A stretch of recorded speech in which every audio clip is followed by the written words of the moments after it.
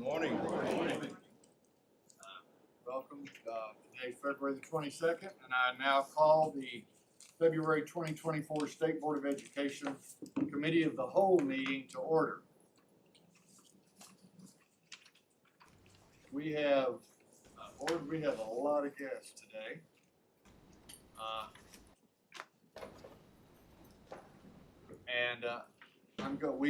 We have groups here, so I want to make sure that we recognize those that are in the audience who've taken the time and the trouble to come down here and be with us in person today. First of all, some of our regular guests, Rodney Kay from Gale. Morning, Rodney. Dr. Claire Buck from GASIS, the Curriculum Directors Organization. Jim Farmer from GLET. Josh Stevens from Page. Beth Haynes from Decoding Dyslexia, Georgia. Annie Ginsterblum from Georgia Partnership for Excellence in Education. Angela Palm with GSBA. And then we have three students who you're going to have a formal introduction from in just a few minutes because they're going to provide our inspiration and the pledge. But I do want to introduce you to Bernicia Evans from Mays High School and Carson Schmidt from Ola High School and McKenna Blaylock from Sonoraville High School. You're going to hear more from them later, but we're glad all of you are here. Dr. Osborne, I know that you have a group here. Where are you, Dr. Osborne? There you are. You have a group here today, and I'm gonna defer on that, all of those introductions until it's time for your report. But thank you for the group that you brought. And also, my good friend Curtis Jones, Dr. Curtis Jones, with the Georgia School Superintendents Association. And I know all of you board members noticed we had a lot of superintendents in the room yesterday. And no, that was not part of my probation. To be supervised by a bunch of school superintendents. Dr. Jones, would you just introduce your group either collectively or individually as you choose? Thank you, Mr. Chairman, members of the board. My pleasure to introduce you to the Senior Executive Leadership Team from Georgia School Superintendents Association. We have 22 members, superintendents who are in this cohort. You guys please stand and we will go around and let you tell them your name and where you're from. We'll start back there with you, John. Sean Kelly, I'm Superintendent of Wayne County. Brent Tilley, Superintendent in Charlton County. Beverly Levine, Superintendent in Oglethorpe County. Mark Feuerbach, Superintendent, Carville City Schools. Keith Simmons, Superintendent, Spalding County. Robbie Hooker, Superintendent, Clark County. Kenneth Dyer, Doyle County. Tim Thompson, Stewart County. Matt Fuller, Superintendent, Twiggs County. Craig Lockhart, Superintendent of Valdosta City Schools. Barry Waller, Toombs County. Jerry Gibby Sherman, Foothills Regional High School. Chris Roseby, Jeff Davis County. Elise Price, Baldwin County. Fred Williams, Dublin City. Sarah Bennett, Pierce County. Kim Morgan, Brantley County School System. And we have 4 who are not with us. They're off the meeting with legislators.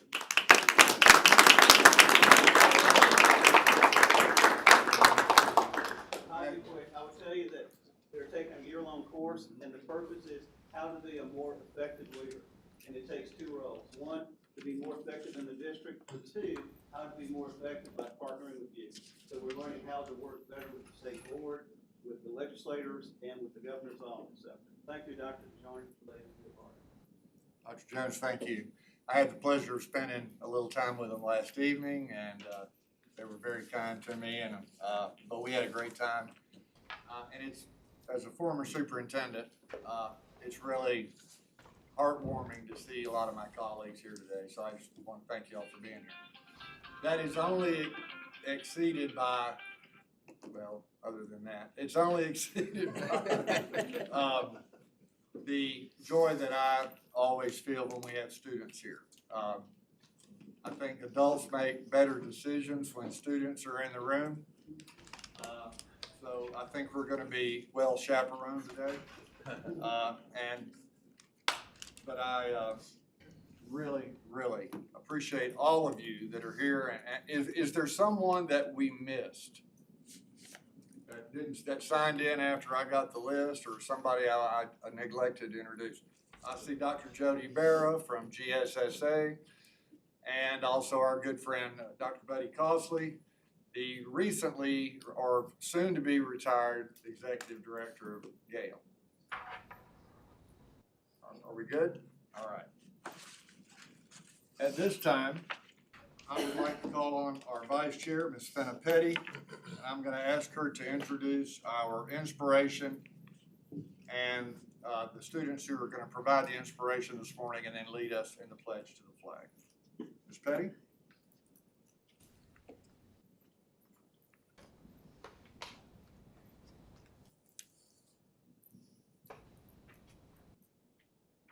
Good morning, board. Good morning, visitors, members of our superintendents. I'm glad you're here.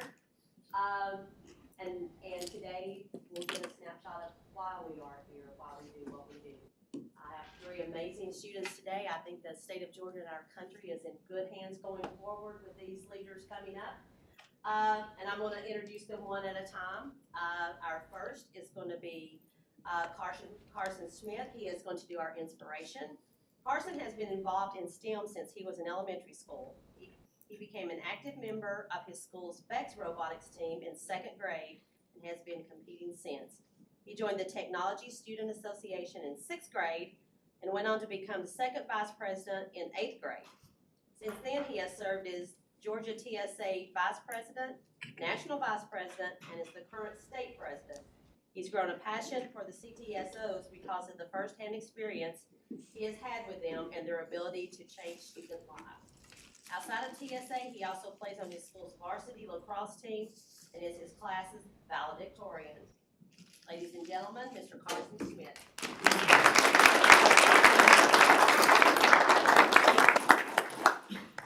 Good morning, everyone. Good morning, board. I'm really excited to be here this morning. And so as I go on, I want you guys to think of what comes to mind when you think of education. For me, it's passion, energy, excitement, growth, learning, and magic. Education is magic. The idea of students finding their passions, finding their excitement, creating their goals, that is magic. Walt Disney famously said, if you can dream it, you can do it. Education creates these dreams, and the teachers in Georgia Department of Education make these dreams come true. That is magic. That is the reason why students like me get so excited to thank adults like you, to thank you for the magic. I've been surrounded by education my entire life, getting the amazing opportunity to meet and interact with teachers, educators, and students from across the state, the country, and even the world. I instantly realized how much work truly goes on behind the scenes to make this magic possible.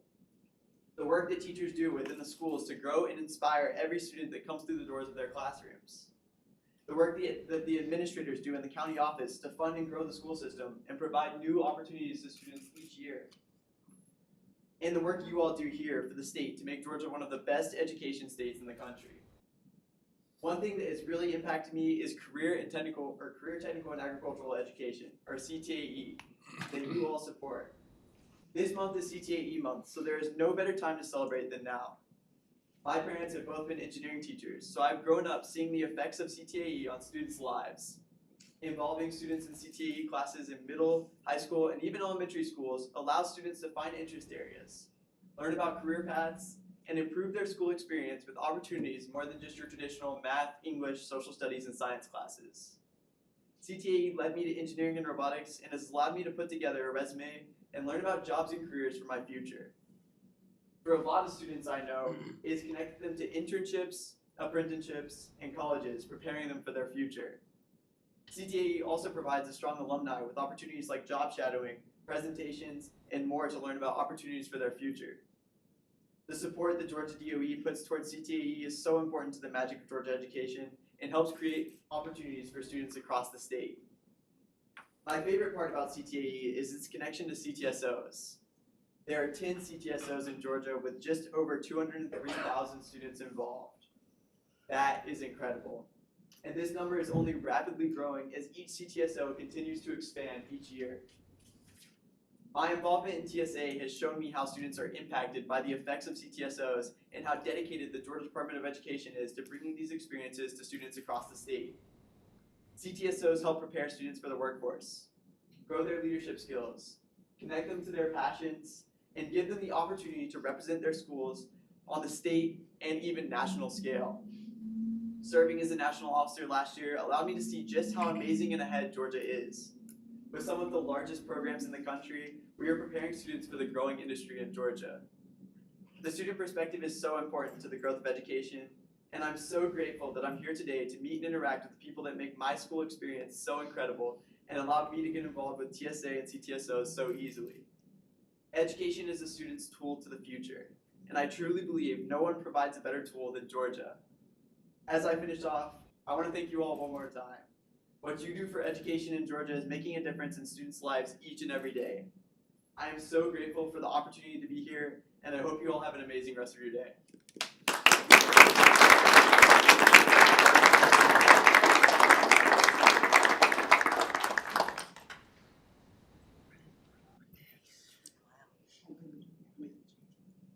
Then at what school? Ola. Ola. What position do you play in lacrosse, Dave? I'm a midi, so I do face off. Very impressive. Thank you. My son played lacrosse. What school did you play? Well, they graduated, but they were at Wall. Thank you, Carson. Next up, we have Ms. McKenna Blaylock. McKenna is a junior at Sonoraville High School and a member of the Georgia LFFA Association. She currently serves as the North Region Area 1 President, representing FFA members in Northwest Georgia. She has also served Georgia as at FFA at the National Convention on the voting, being a voting delegate. She holds the title of National Winner for her agri-science project that studies consumers' preferences. That's a hard one.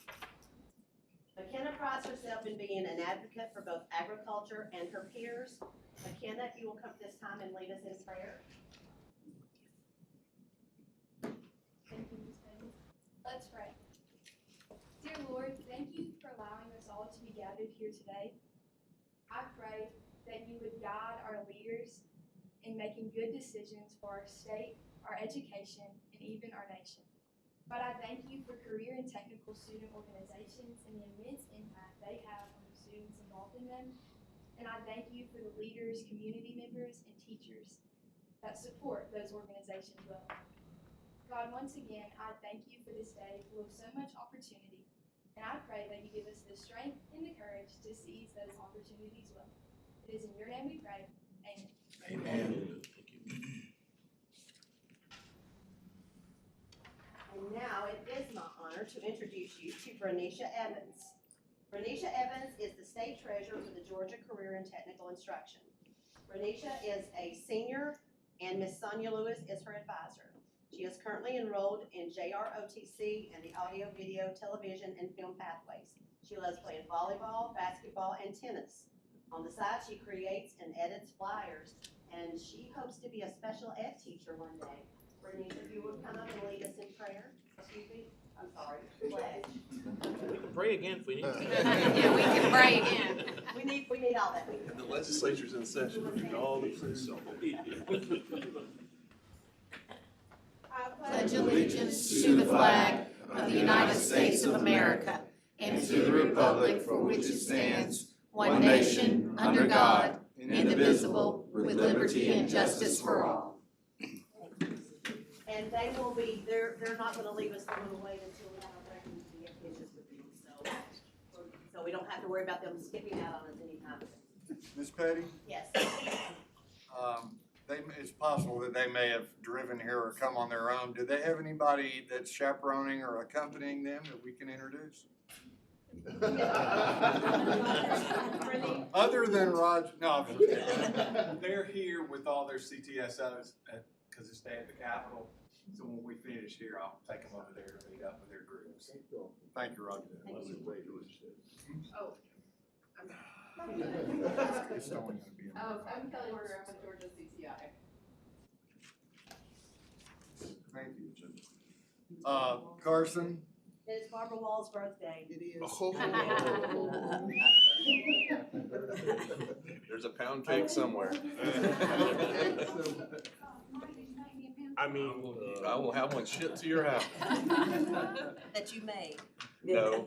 Happy birthday, Barbara. Happy You wouldn't want to eat that one. We'd sing to you, but that would probably ruin the atmosphere after the great inspiration, so we'll, but I do wanna say this, Carson, Bernicia, and McKenna, you're the reason that we gather, and we need to be reminded of this every single month. So, I want you to, I wanna thank you all for taking the time to do this. I know you're all incredibly busy. And you're headed back over to the Capitol, and I wish you the best of luck over at the Capitol and the work that you're gonna do over there, because I think you'll have the same impact with the legislature that you're having with us today. It's really beyond impressive, so thank you very much, and I appreciate what you do. And good luck to all of you the rest of your academic and educational careers.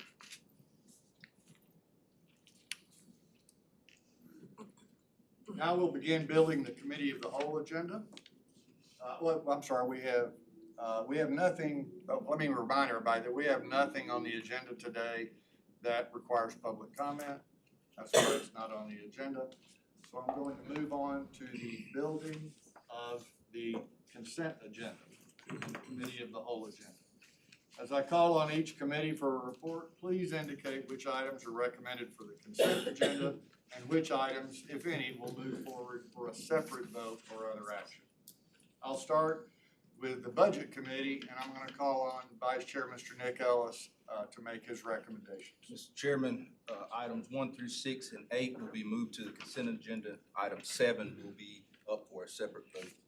We have a conflict on the.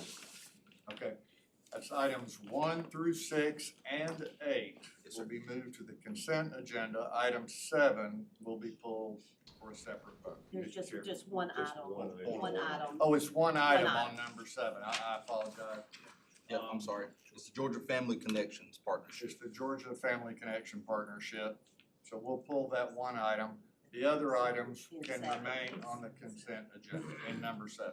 Thank you for that clarification. Mr. Griffin, your Rules Committee report. The Rules Committee has 6 items, Mr. Chairman. 1 through 5 will be put on the consent agenda. Item 6 will be pulled for a separate vote. If you remember yesterday, item 6, we moved to remove the bottom 3 from our universal screener list. We pulled that for a second. Make sure I heard you correctly. 1 through 5 For the consent will agenda. be added to the consent agenda. Item 6 will be pulled for a second vote. All right, with a recommendation. Yes. District flexibility in charter schools, Mr. Sweeney. Thank you, Mr. Chair. There are 2 items. Items 1 and 2 were both proposed to be advanced to the consent agenda, and that completes all the items. All right. And now the, Mr. Donaldson, Vice Chair of Appeals, do you have anything to add to the consent agenda? Yes, sir.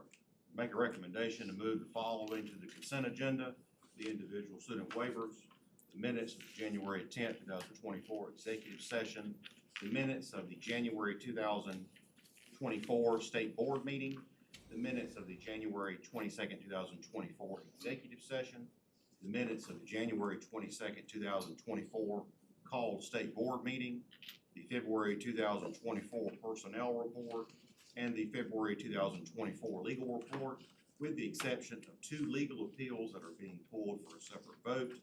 Those cases are 2024-14 and 2024-15. Thank you, Mr. Donaldson. Is there anything else? Did I miss anything? I think we covered all the, all right. Then, I'm going to ask for a very brief recess for some photo opportunities with the students that are here. And then we will begin, our reporting period. I thought yesterday we had one report, we'll have two. Dr. Osborne is going to, has a report that he'll present, and then we will ask Ms. Denty to present the Georgia Literacy Plan. Okay, and we'll do that after a brief photo op with our students, all right? We'll be in recess for just a couple of minutes, and then we'll be right back with you.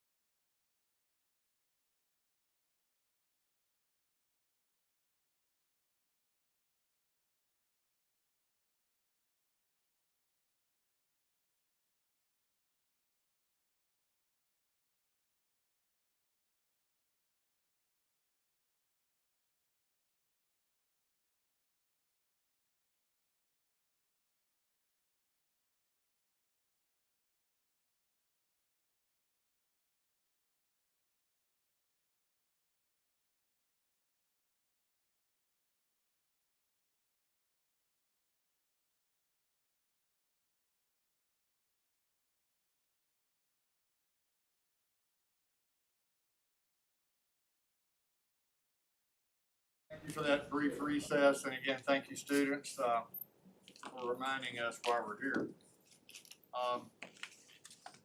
While the agenda is being printed, we have not one but two reports today. And so to start, I'm gonna call on Dr. Keith Osborne, our Chief Technology Officer here at DOE. He's got some guests and some very important recognition. Dr. Osborne? Good morning, Superintendent Woods. Good morning, State Board members. We're thrilled to be here today to celebrate some very creative, talented K-12 students who participated in the first annual GLET Cybersecurity Poster Contest. In just a moment, Jim Farmer, who is our president for our Georgia Leaders of Educational Technology, is going to recognize this year's winners and recognize their creativity, but also their dedication to promoting cybersecurity awareness in our schools and our communities. To the students, your posters are more than just pieces of art. They're powerful messages that remind us of the importance of staying safe and vigilant in today's digital world. Your creativity has the potential to inspire others and make a real difference in promoting cybersecurity awareness and education. I want to extend my congratulations to each of you for your work and your outstanding efforts.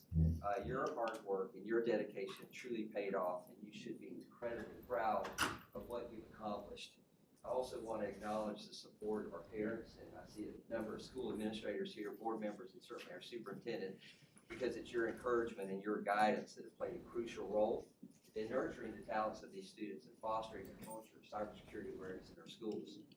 As we celebrate the success of our young cybersecurity champions today, let us reaffirm our commitment to providing to them tools and resources that they can use to continue to make a positive impact in the world of cybersecurity.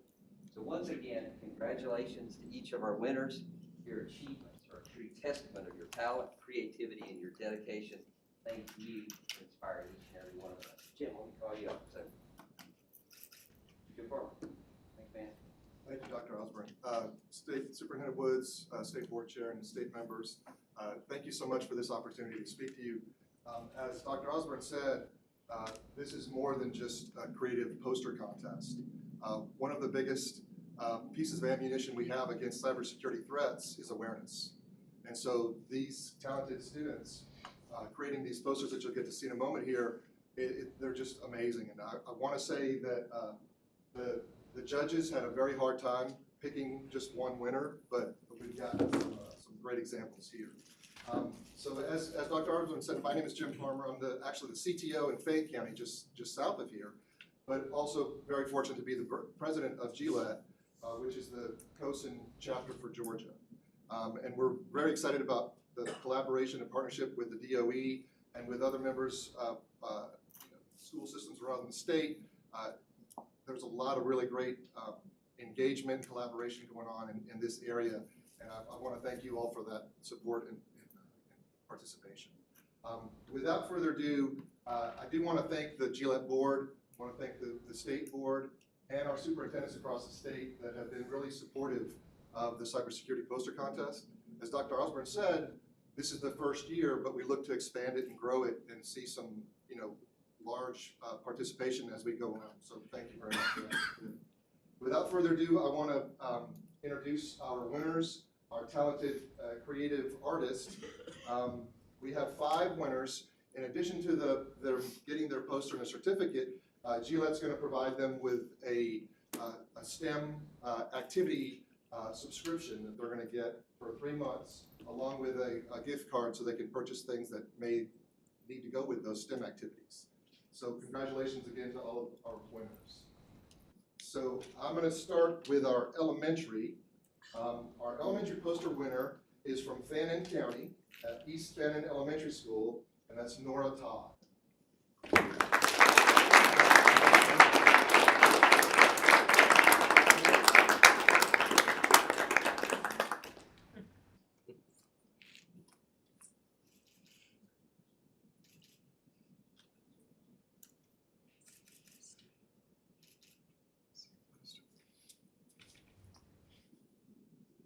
And our middle school winner from Cobb County, Campbell Middle School, is Noel Baskin.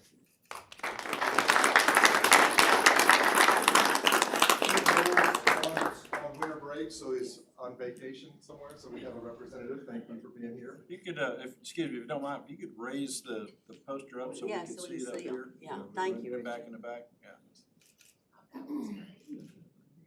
Oh, very good. Oh, okay, wow. Thank you.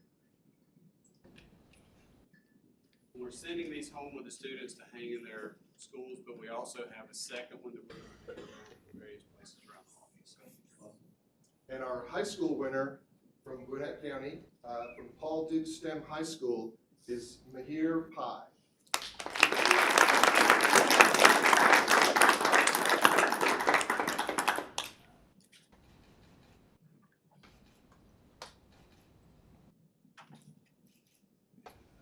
Again, if we could raise the poster up. Hold it up.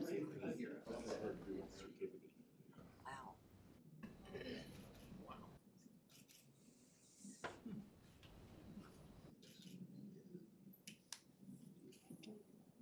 And our winner from our state schools, from the Georgia Academy for the Blind, is Demorian Jackson.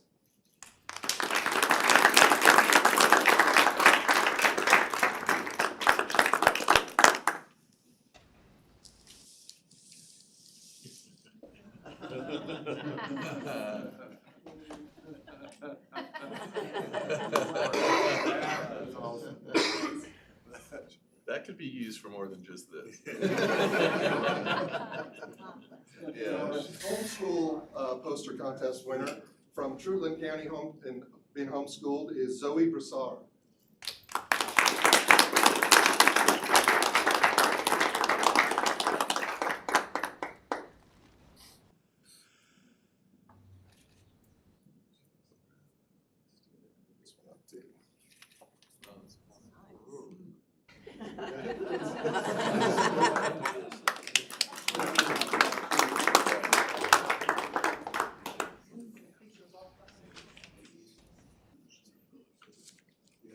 We're going to slide it up there, take some pictures with your posters as well. Once again, thank you all so much for the support. Thank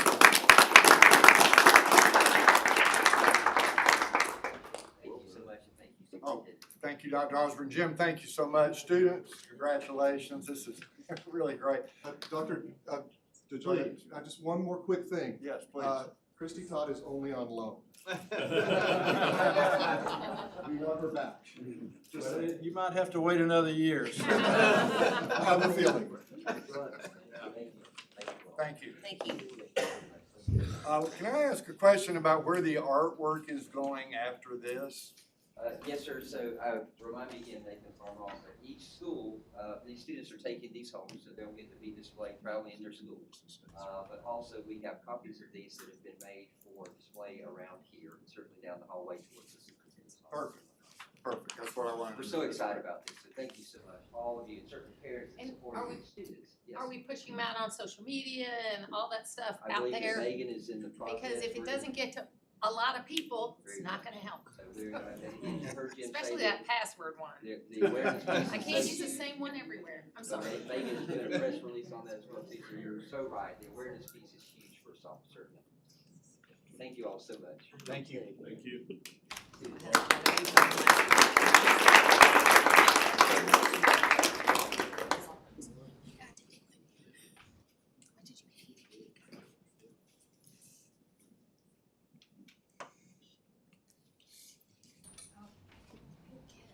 Good kids. We have it's kind of a combined chair superintendent report. I'm going to ask Superintendent Woods to introduce our next presenter.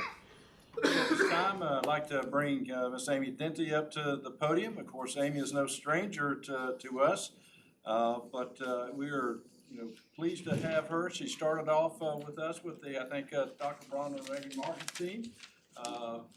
But then we found out she had such a great talent in literacy that we decided to really help transition and move her over. She has done a phenomenal job with literacy. She, really works well and is leading the direction from coaching to everything in between.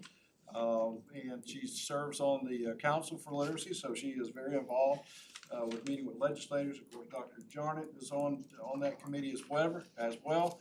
But in our ongoing effort to keep everyone involved and informed of what is going on, because it changes almost literally every day. We are adding things, we have deadlines to meet. Of course, you'll have a vote later on that will have a direct impact on literacy as well. So Dr. Dinty, I want to turn it over to you. I'm gonna let y'all, take one of these and pass them around. I'll talk about each of these things, throughout the slide presentation, but I wanted you to have this infographic. It's a 3-pager, but it really, in a very succinct way, shows what Georgia's literacy plan is in all of this big work we get to do. I love what Carson had to say about magic and the magic happening in the classroom. I love that we had so many students here today to remind us of why we're all here. And I thought Carson summed that up wonderfully in his opening comments this morning. So let's talk a little about literacy. I'm just going to try to give you a quick update on what has happened. I'm going to watch my time as well. I like to start out with this slide. This slide is called Scarborough's Reading Road. And so a researcher, Dr. Hollis Scarborough, came up with this back in 2001. And her reason for developing this visual representation was to show parents how complex teaching reading is. So when we're adults and we are good readers, sometimes many of us don't even remember how we learned to read. I feel like I've just been reading my whole life. I don't really remember learning how to read, but I'm thankful that I do know how to read. And so sometimes I think that because we can all read, and most of us in this room probably read pretty well, we might forget how complex it is to teach a child to read. And so the Reading Road shows that complexity. And I'm not going to give you my whole lesson about the Reading Road, but just know that all of these strands, and so there are 5 strands at the top and there are 3 strands at the bottom.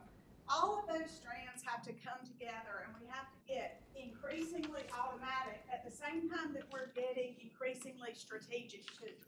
And so actually we have some skills in reading that are not constrained. We still learn vocabulary words every day. We still get better at our critical thinking skills that help us to be good reading comprehenders every day. So I believe that teaching reading is the most complex thing we do in our schools. I also believe that it's the most important thing that we do, because when we end up with that tightrope with a skilled reader, what that does is it opens up opportunities for our students to be able to reach their own unique potential. And that's what it's really all about in education. We want every student to be able to reach their unique potential so that they in turn can make our world a better place. So, last April, the Georgia Early Literacy Bill was passed, and that's House Bill 538, and the Department of Education got to work really quickly. So many good things were already happening in school districts throughout our states and here at the department as well before this bill was signed into act. Superintendent Woods said that I started out here at the department in the Office of Rural Education. I always like to really brag on the literacy efforts that had started in the Office of Rural Education well before this legislation was passed. But as soon as it was passed, we got to work and we've accomplished a lot over the course of 10 months. And I'm going to talk about some of those things in the presentation today. The Georgia Early Literacy Act has 5 main components to it. Instructional materials, which y'all are talking about today and in yesterday's meeting. Universal screeners, again, that's been a topic yesterday and today. Targeted interventions, professional learning, and teacher preparation. Of those 5 key components, the Department of Education is really responsible for the top 4. Our friends and partners at the Georgia Professional Standards Commission are taking care of that teacher preparation part. And so you can see that at the department, we've had a lot of work to do. I'm gonna go through each of those components and tell you where we are and what's happening. But I want to remind you of our fluid, dynamic document that's called Aligning State Literacy Policies and Practices. You can find this in several places on the Godot website. One of the places is at the literacy webpage. And we update this document regularly when there are new things to talk about. And so, for example, if the new high-quality instructional materials document is approved today, we will do an update so that it immediately becomes available to all of our stakeholders out in the field. And so just keep in mind that this is updated regularly, and you always want to make sure you have the most up-to-date copy. This is the place that I always direct stakeholders. This is a one-stop shop that has all information in it that you need to know about the policies and legislation around literacy in our state right now. So let's go back to our 5 components, and let's start out by talking a little bit about high-quality instructional materials. The State Board of Education, you all were required by law to approve the first list by January 1st, 2024. And that first list was actually approved back in November. As you know, we partnered with GLASS, the Georgia Language Arts Supervisors Association, to form an expert committee. And I don't use that term expert committee lightly. It's one of the most professional and expert committees that I've had the pleasure of working with. And so each of our state board members appointed someone who had a deep background in early literacy. We also had representatives appointed from GASIS. We had 2 representatives appointed from higher education, and we had 2 representatives appointed from the Governor's Office of Student Achievement. I served as an ex officio member of that committee, and those people came through, and it was really a process. This was not simply looking at applications and coming to consensus. These committee members spent a couple of weeks reviewing things online and reviewing documentation online, and then they came together in Warner Robins. In our first round of approvals, we came together for 2 days because we had a lot more that we had to review. And in our second round, we came together for a full day. And those committee members poured through these instructional resources. They put on their teacher practitioner hat and they said, well, if I've got to be able to find a good scope and sequence for phonics, how easy is it going to be for me to find it? How easy is it going to be for me to implement it into classrooms, and what kind of support is there? And so they did the really hard work of digging through page by page, not only print documents, but also digital documents. And it was just a really fulfilling professional experience for me because of the spirit that they attacked the work and met the challenge.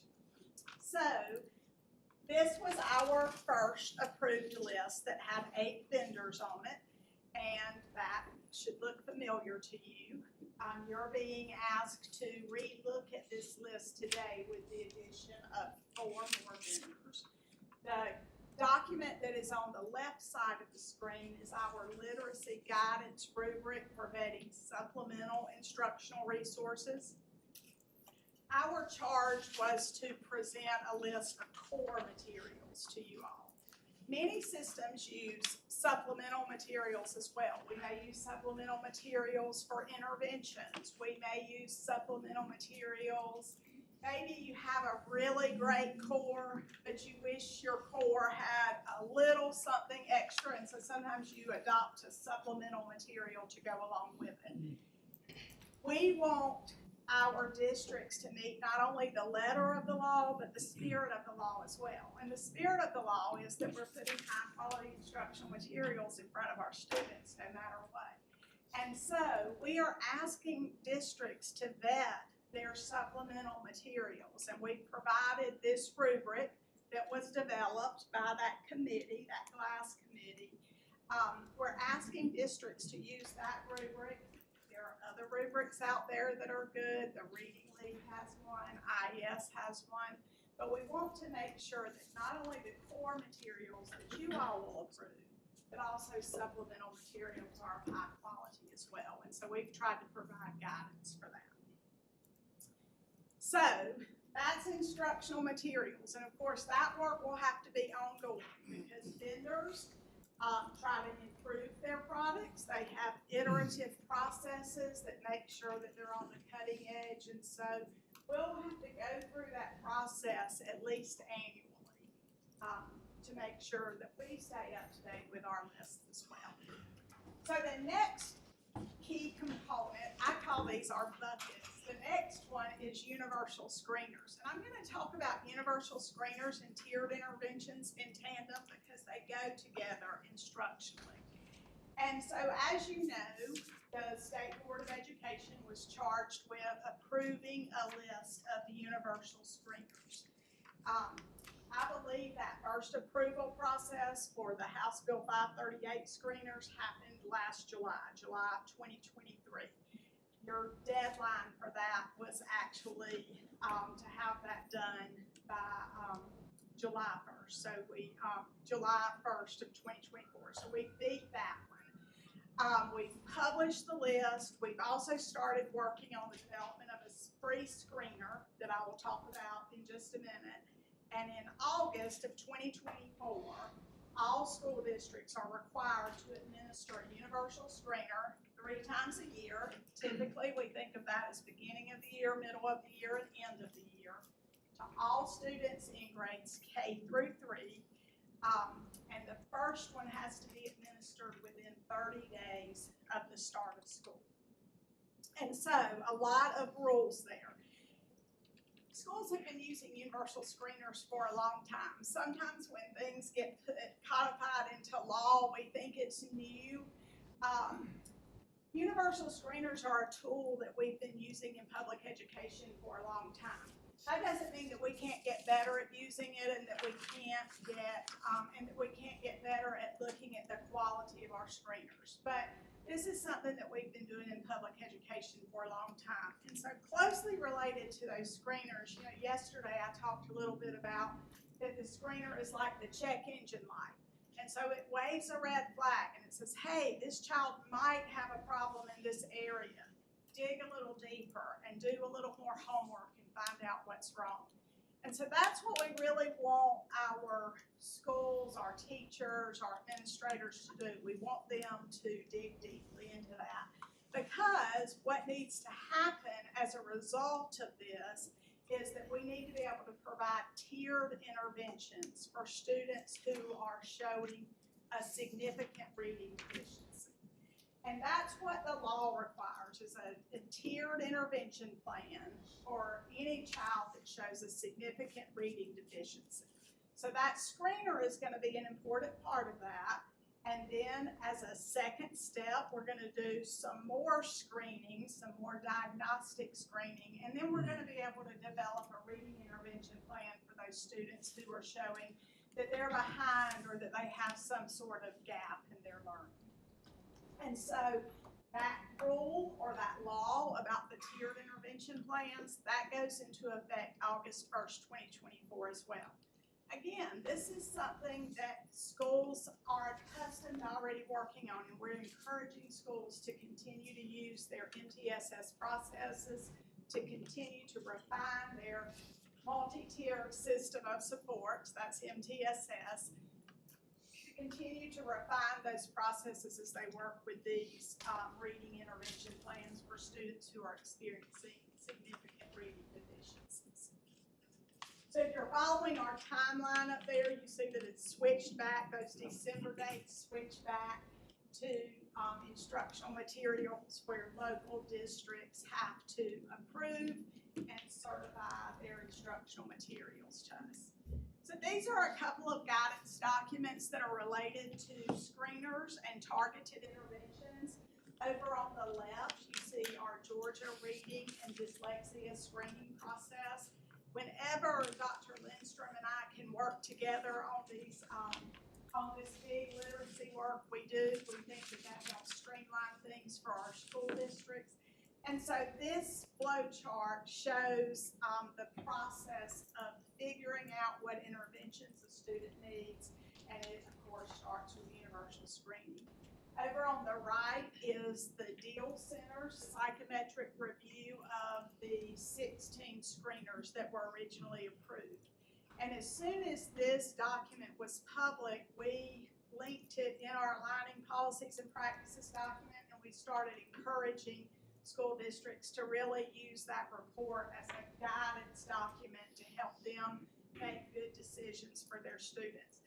Sometimes it seems like it would be easy just to say, pick the top screener. But there are so many decisions that go into choosing a screener for your school district. A lot of that is tied up in professional learning. A lot of that is tied up into funding.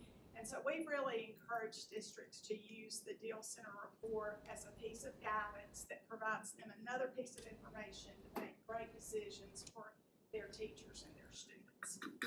So we've done three. We've done instructional materials, we've done universal screeners, and we've done targeted interventions. And so now I'm going to talk, let me say this, because I don't want to leave out the hard work that our assessment division is doing in developing a free screener that meets the requirements for both the dyslexia law and the Georgia Early Literacy Act.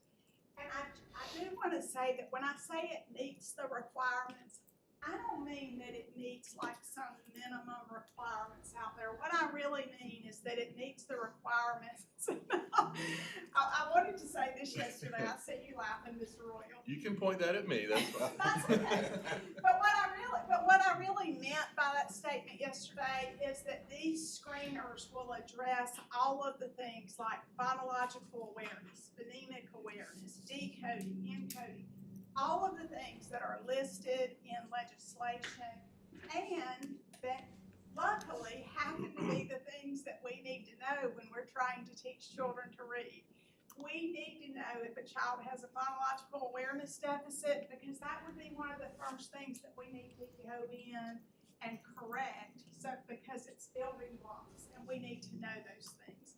And so I'm pleased that we will have a screener that will address all of those things and give teachers the information that they need to know at a pretty nuanced level of how to then proceed with students. So let's talk for a minute about professional learning. You can see that the teacher preparation part, it's very important, but like I said, our partners at the Georgia Professional Standards Commission are handling that, and they will handle that through the teacher preparation provider programs and also the GACE assessment, the Georgia Assessment for the Certification of Educators, will change, and no matter what area a teacher is becoming certified in, there will be a science of reading component on their GACE assessment. Obviously, we would know that an elementary education person needs to have a much broader and deeper knowledge of how to teach a child to read, but a high school science teacher also needs to have knowledge and awareness of what to do when a student comes to them and doesn't read as well as we would like for them to. And so our friends at PSC are handling that work. Here at the department, we have partnered with the Rollins Center for Language and Literacy to develop the Georgia Literacy Academy. And this, we're thrilled that the Rollins Center has recently received their International Dyslexia Association accreditation for their K through 3rd structured literacy modules, which are the same modules that make up the Georgia Literacy Academy. And this has been a great partnership. I think that they make us better and that we make them better. And I'm really proud of the numbers here. So right now in Georgia Learns, we have three of the 10 courses are uploaded. We already have over 6,000 courses are completed, 6,000 individual courses are completed, and more than 10,000 have been started. And those those numbers grow every day. I've gotten a little bit obsessed with checking the numbers every day. It makes me happy to see them going up. It makes me happy to hear from teachers who are telling me that this professional learning is making a difference for them. And so we're really proud of the Georgia Literacy Academy. There are other ways that teachers can meet the requirements for the professional learning required in House Bill 538. For example, they can engage in any of the programs that are accredited by the International Dyslexia Association. And there's a long list of those programs. I won't begin naming them by name. But so many of our teachers have already been engaging in this work. Many school districts have taken a program off of the IDA accredited list and have trained all of their teachers. And we want to honor that. And we know that the accreditation process of the International Dyslexia Association is a robust and rigorous process. And so we trust them as partners to help with vetting those. We're also honoring teachers that have a dyslexia endorsement from an accredited Georgia Professional Standards Commission accredited program or a reading endorsement that is accredited by the Georgia Professional Standards Commission. And so there are multiple ways that teachers can achieve this requirement. We want school districts, though, to really have a stake in this. We don't just want teachers to watch videos. We want teachers to then engage in professional learning communities that are led by instructional coaches, administrators, teacher leaders, so that they can really take what they learned in those great videos and bridge it to practice. Because that magic that Carson talked about this morning is only going to happen if we bridge that professional learning to practice. And so a big part of bridging professional learning to practice is coaching. And this has been a hot topic over the past week or so. We had the opportunity to propose a tiered coaching model, and this tiered coaching model is in Governor Kemp's proposed budget. So we're anxiously awaiting to make sure that that proposed budget is approved. Our tiered coaching model places 32 regional coaches around the state who would work directly with a point person at each district and who would also work with people that are already in schools doing this hard work. We believe that this tiered coaching model helps to align efforts that are happening throughout our state and really standardize the expectations. It's a way to support the entire state by placing those regional coaches and then prioritizing use. Also leveraging other coaching programs that are already in existence. And finally, using resources efficiently and effectively so that we can scale this program up over the years. We know that when professional learning is not tied to some sort of coaching program, that it makes it harder for it to stick. It makes it harder for it to bridge to practice. And so when I think about early literacy, I think about we've got to get it, that learning from those asynchronous videos to make it to that kidney-shaped table in the corner of the room where a teacher is sitting with students and doing the hard work of teaching them to read. We have partnered with Marietta City Schools to bring Dr. Nick Philman on. Dr. Philman has been an important part of the success in Marietta City Schools. He has a background in literacy coaching and in really spearheading the work of structured literacy. And so we're thrilled that he is partnering with us now. And so he does work at Marietta City Schools and he does some work for us here at the department as well. And that's been a great partnership and he's done so much to help us pre-think all of the things that we need to be thinking about to establish a strong coaching initiative. So last week, we had the pleasure of announcing that we will be able to place a literacy coach in 60 elementary schools, the 60 elementary schools of highest need in our state. These are the schools these are the elementary schools that are on the CSI list.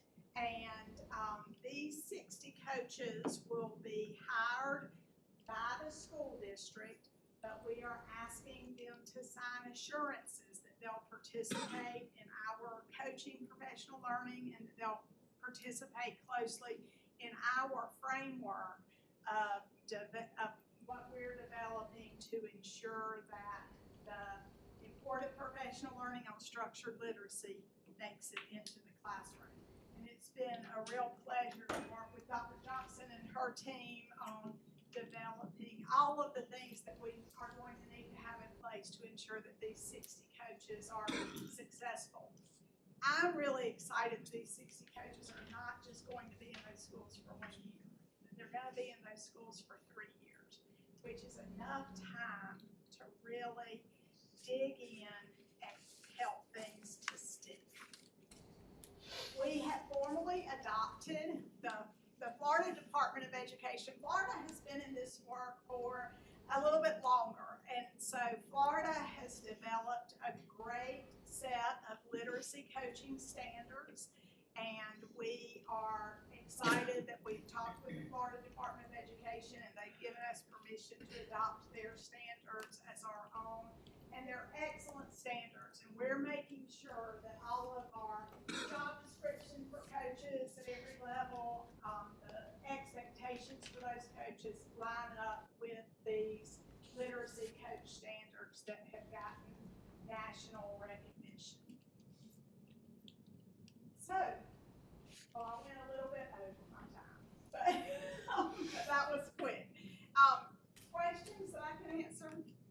Yes, ma'am. So, many years ago, when my kids were in elementary school, 100 years ago, I think, we were going through one of these kinds of movements then, as far as literacy was concerned. And part of the coaching component was they got volunteers from the community, were trained, and they mentored and helped students that were difficult. I had 2 students, and it was not only one of the best volunteering opportunities I've ever had in my life to have a 5th grade student that couldn't read say one day, Mrs. Aller, I can read, but it also helped and they had particular materials, we were trained, it wasn't just going in and sitting for an hour, but you committed to 2 hours a week, and, but it also brought back out into the community what you're doing in the sort of, I call it the throw the rock in the water effect, and it ripples out. So I don't know if this is a very bureaucratized plan, there's a lot of organization, I think it's great, but I don't know if there's a place for something like that, because it worked in the past, doesn't mean, I don't know if it's a worthwhile idea, but it was valuable at the time, and it might be something as you're building out and this pyramid gets really wide at the bottom, it might be an option, just a thought. Right, and so, the Georgia Council on Literacy, which was established this past year by Senate Bill 211, has 4 working groups, and one of those working groups is a community outreach group. And so I definitely think that there is a place for that kind of coaching and that kind of mentoring for children to be able to talk to a caring adult about their reading and for that caring adult to be able to help pull them along the way. At our last council meeting, we actually had Dublin City Schools came in to talk to us about a program exactly like what you're talking about.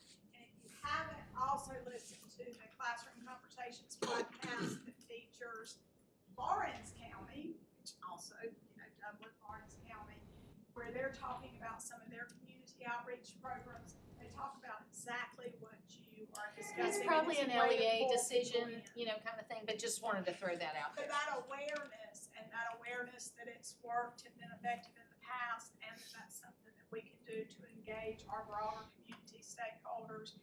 This is big work, and there's a place for all of us at the table. Good. Thank you. Okay. Amy, thank you for this presentation. I got a question again about the screeners, because we've got dyslexia screeners and then we've got the screeners there for the reading. Is there any way that we can, and we can't over communicate this enough, and when you look at those screeners, you realize that they're predominantly the same ones. There might be a couple different in the dyslexia than in the reading, but is there some way we can kind of mesh that and get that together? Because people, I'm just hearing, you know, there's some confusion on that. And like you said, if we do have the right universal screener, it does tell us, screens for characteristics of dyslexia and for the reading difficulties. One thing that you mentioned, and I think is important, in that those screeners are the thermometer, really, to see if there's a problem. But the main thing that we learned in our group, that dyslexia group, when all this, the onion started peeling back, was that if you don't get this right from the screener, if you don't know how to read the screener and use the data to analyze those characteristics or analyze those reading difficulties, then that's why we have such a tier 1 problem right now. Everyone gets piled there and we don't seem to be able to move them because of the resources. But what you said too about diagnostic, that is a key step next. And I don't know about fundings that are always there for the key diagnostic things too, but I just wanted to emphasize that of what you said, because I don't think we can say it enough to pull all this together to make it understandable for our teachers, teacher-friendly and people-friendly that are listening to things. So if there's some way that we could work those screeners that people understand, I know you got that rubric for dyslexia. You know, in my Mary Poppins bag, I just happened to find it. But I thought it was great what y'all have done, that screening rubric. Yes. Yeah, and you got one for reading, and I just think if people knew more of those things that were out there, and we can have that conversation when people ask us in our districts. All right, now I'm gonna jump to the coaching, because how many, we've got 60 schools that are gonna get a coach in their school for 3 years. How many other elementary schools do we have in K through 3? Jason and I were having a conversation. He guessed 1,000. What was it, 12? I know. It's gotta be. It's how many? I think it's 1,333. I think it's 12. I guessed 18. I thought you said 15, but I did 15. I don't know. Matt, did we know how many of? 1,300. Oh, it's 1,300. Oh, you've already, oh, okay. I thought you were guessing with it. So there are 1,300 that are left there. Okay. So the next question is, out of those, do we kind of know about, we have literacy coaches in our school. Do we know how many of those coaches in these specific schools are trained for House Bill 38? Or training.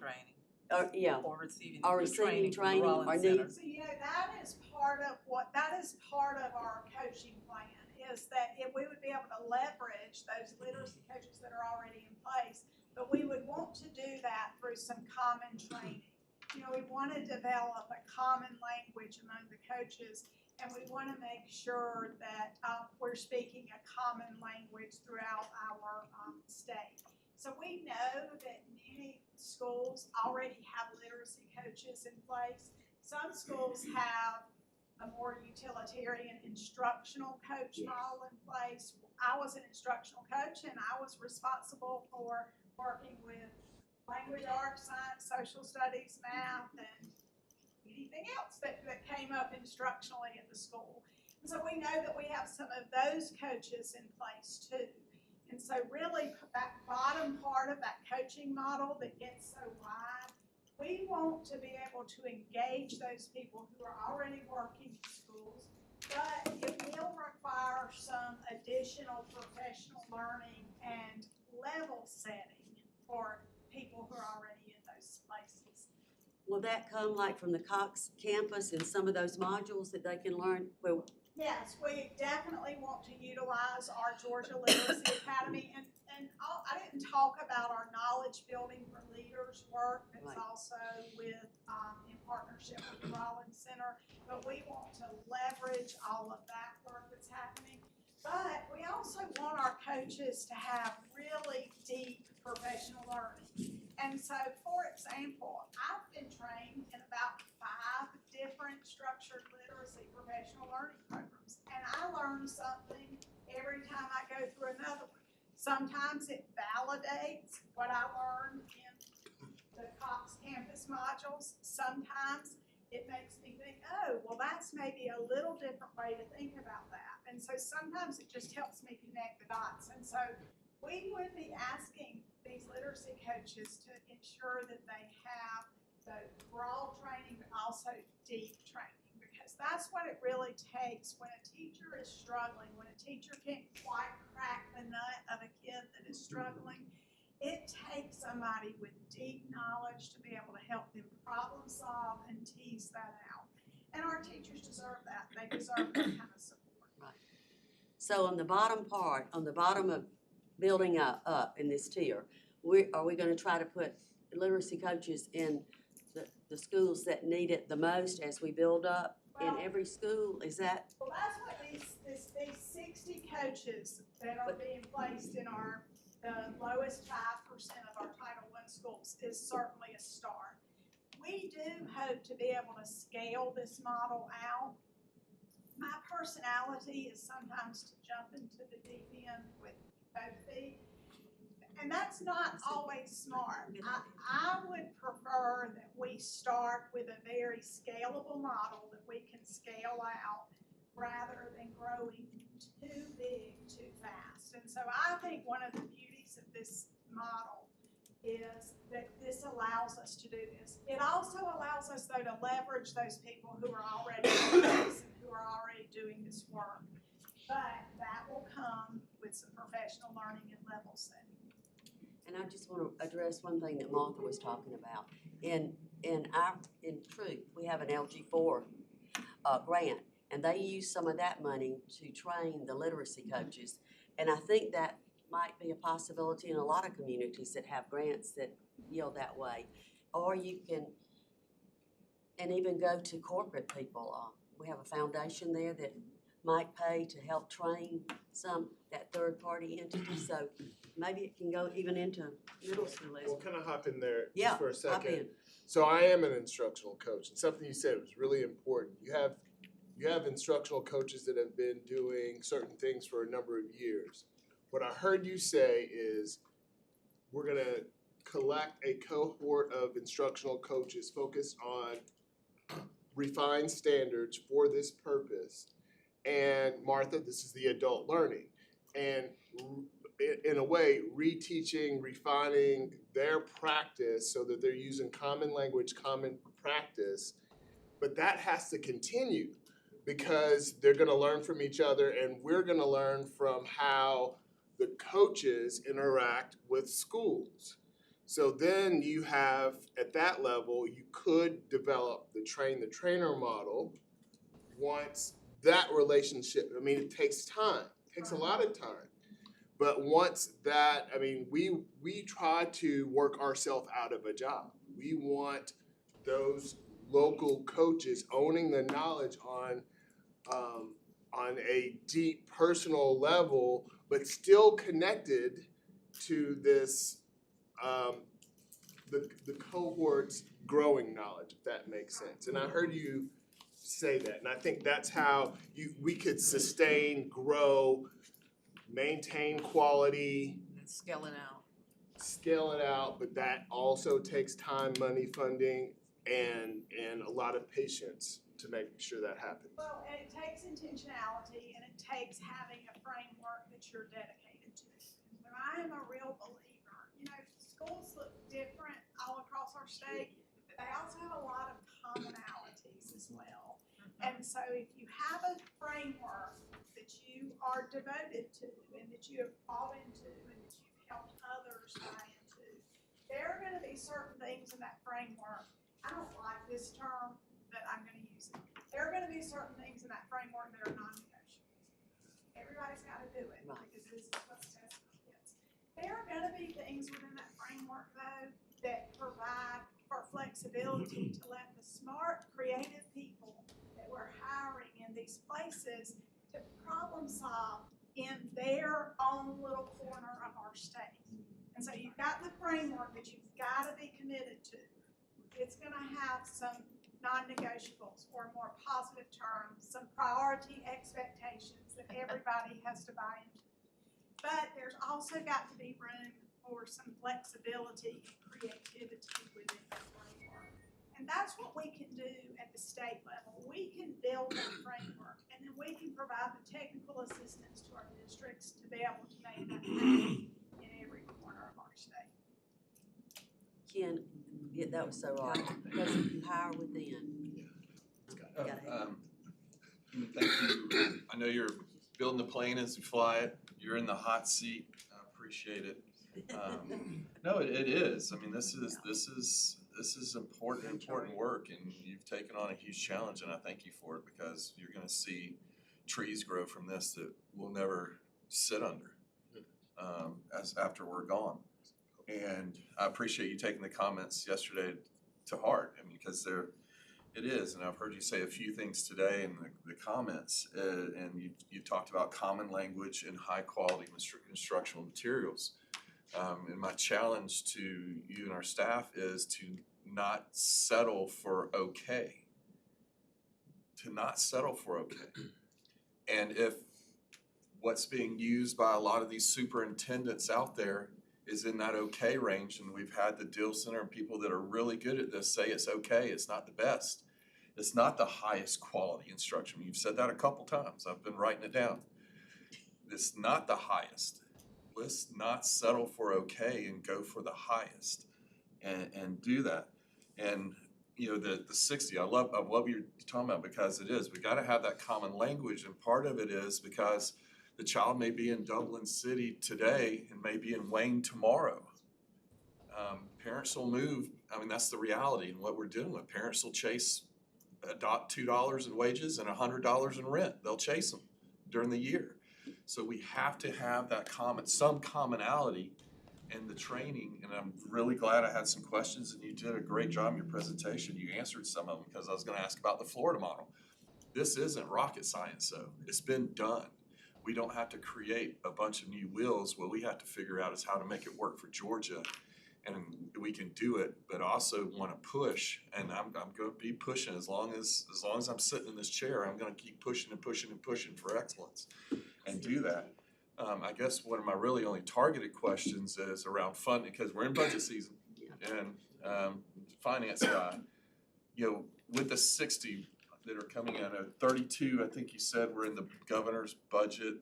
I'm getting a little confused on the 32 and the 60.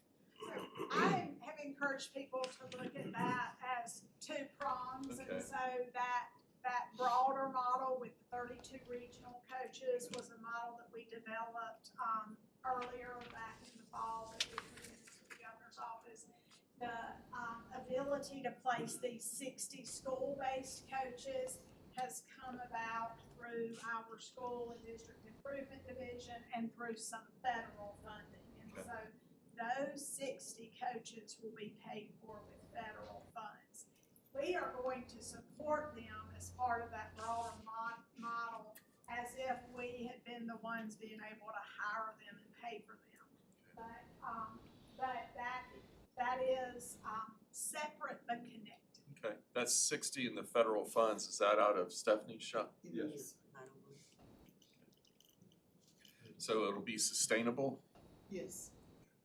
3 years. 3 years. 3 years. 3 years. Sure, you have to. No, and that's why I'm asking these questions, so we can start planning and not have surprises 3 years down the road and do that, because this has to continue. It has to continue. And please, don't apologize for using non-optional. Put it in damn terms they can understand. Everybody understands that. I'm sorry, darn things they can understand. Because everybody understands that, and it is completely fine and even good to have these are the non-optional things, and we're doing it. Don't paint it. We don't need crayons for that. It is what it is, because we have to get this right for those kids and those parents. So. But if you get that buy-in from people, and I I know. believe this, I'm a perpetual optimist, but I do believe this. You get that buy-in from people, and you get that buy-in through professional learning and transparent conversations, then people won't think of things as a non-negotiable, but they'll think of it as a priority expectation, because it's what our children deserve.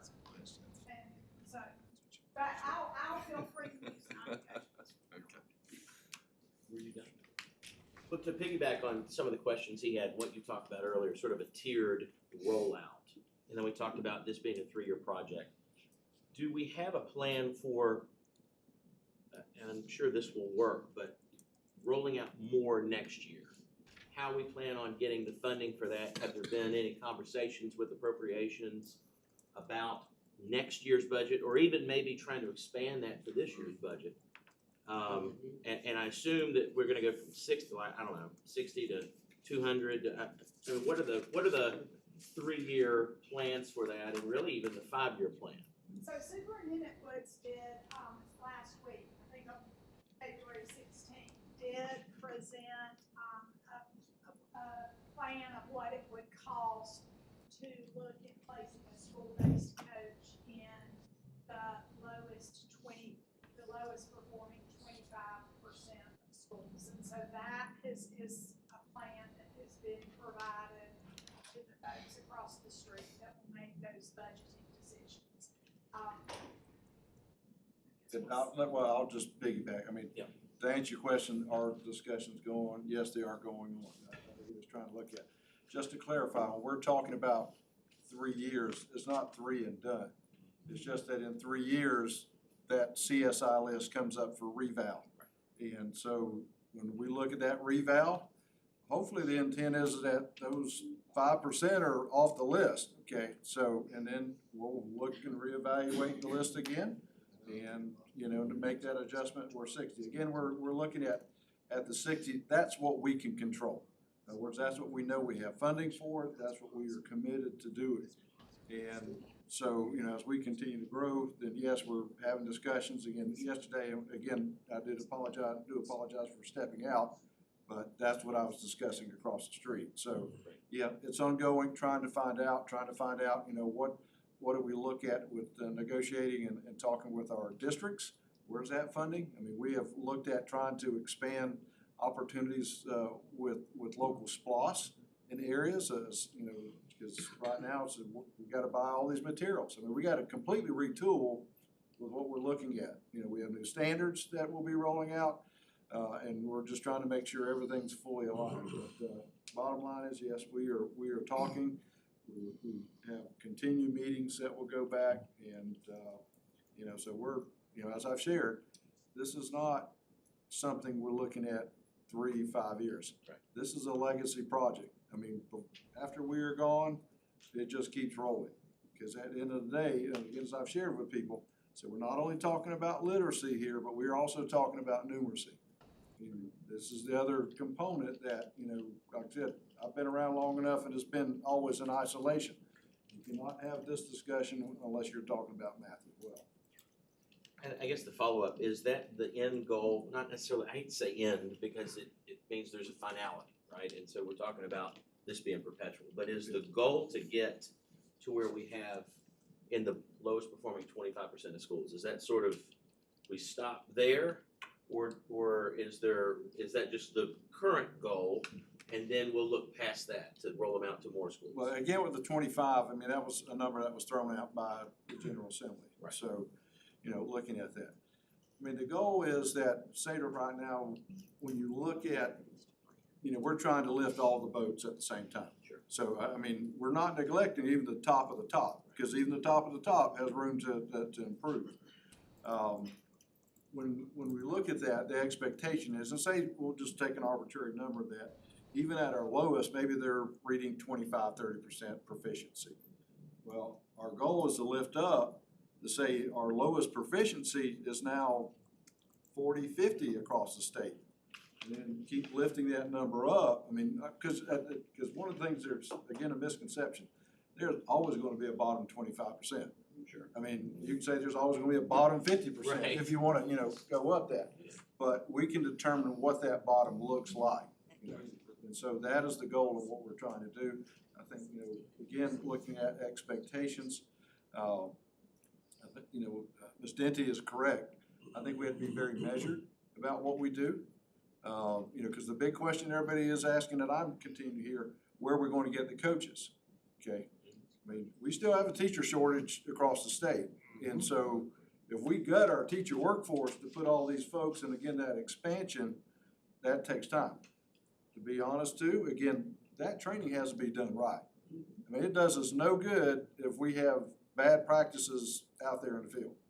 And so that has to be what we're looking at. Again, just to reassure, it's that, you know, having discussions with higher ed, our teacher workforce has to be trained. Okay, they've got to receive, and we got to make sure we're all on the same page. You know, this, you know, that, like I said, that's a cycle that we look at. Got to have discussions with pre-K. What, when our kids roll in, you know, into kindergarten, what does that look like? And again, as many of you kind of, you know, as we talked about, birth through 5, that's a key component as well. Because I mean, research clearly shows if a kid comes into kindergarten with X amount of working vocabulary, their prospect of being successful greatly goes up. And that's something that has to take place, and that's, again, what can we control and what can we put there? But like I said, we're committed into it, we're doing what we can, and I think that as Amy said, you know, we have to be firm, but we also have to be flexible. And it's just that as we evaluate, if we need to make some changes, let's make the changes. And, you know, and things may change, and it may look different across the state of what that is. So, you know, I think a good framework, so appreciate the work that's been done, that I think is the right framework. Yeah, let me piggyback on what Superintendent Woods said about where we're gonna get the coaches and how soon are we and how many are we gonna need. After we got through yesterday, Frank and Jason and Nick and I went over to see Senator Tillery, who chairs Senate Appropriations, to talk about this issue. I will share with you that he shares my concern that if we pull try to put too many coaches in place too soon, we're creating another problem for districts because they're going to come out of classrooms. And so part of this is also finding out how many of our retired teachers that have taught literacy in the past before their retirement are trained in the protocols, how many are interested in coming back into the workforce to become literacy coaches. And right now, the return to work legislation doesn't include literacy as one of the high need areas, critical need areas. So there's some legislative adjustments that need to be made, but I think that all of us know, and I think all of us want to make sure that this is not just a 3-year project. My dream would be to have a literacy coach in every elementary school in this state. To scale that up is going to take some time. But I know that even in our highest performing school districts, and a lot of them have the superintendent sitting in this room right now, that there are still students that struggle to read, or they struggle, you know, with reading, and we want to make sure that they're not neglected as well. This is not just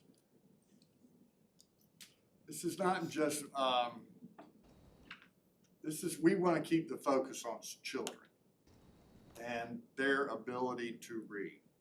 And so it is going to be a massive but we hope also a coordinated effort that's going to require cooperation from the General Assembly, from the Governor's Office, from the department, and all the other agencies. I have to mention that Chairman Johnson with the Council on Literacy is in the back of the room, and also Superintendent Norris Price is on the Council for Literacy as well. And they know, and I think you know this already, that there is a working group on early learning. There's a working group on K3 or K5, obviously, and then there are working groups not just on higher ed and adult education and return to work, but also community.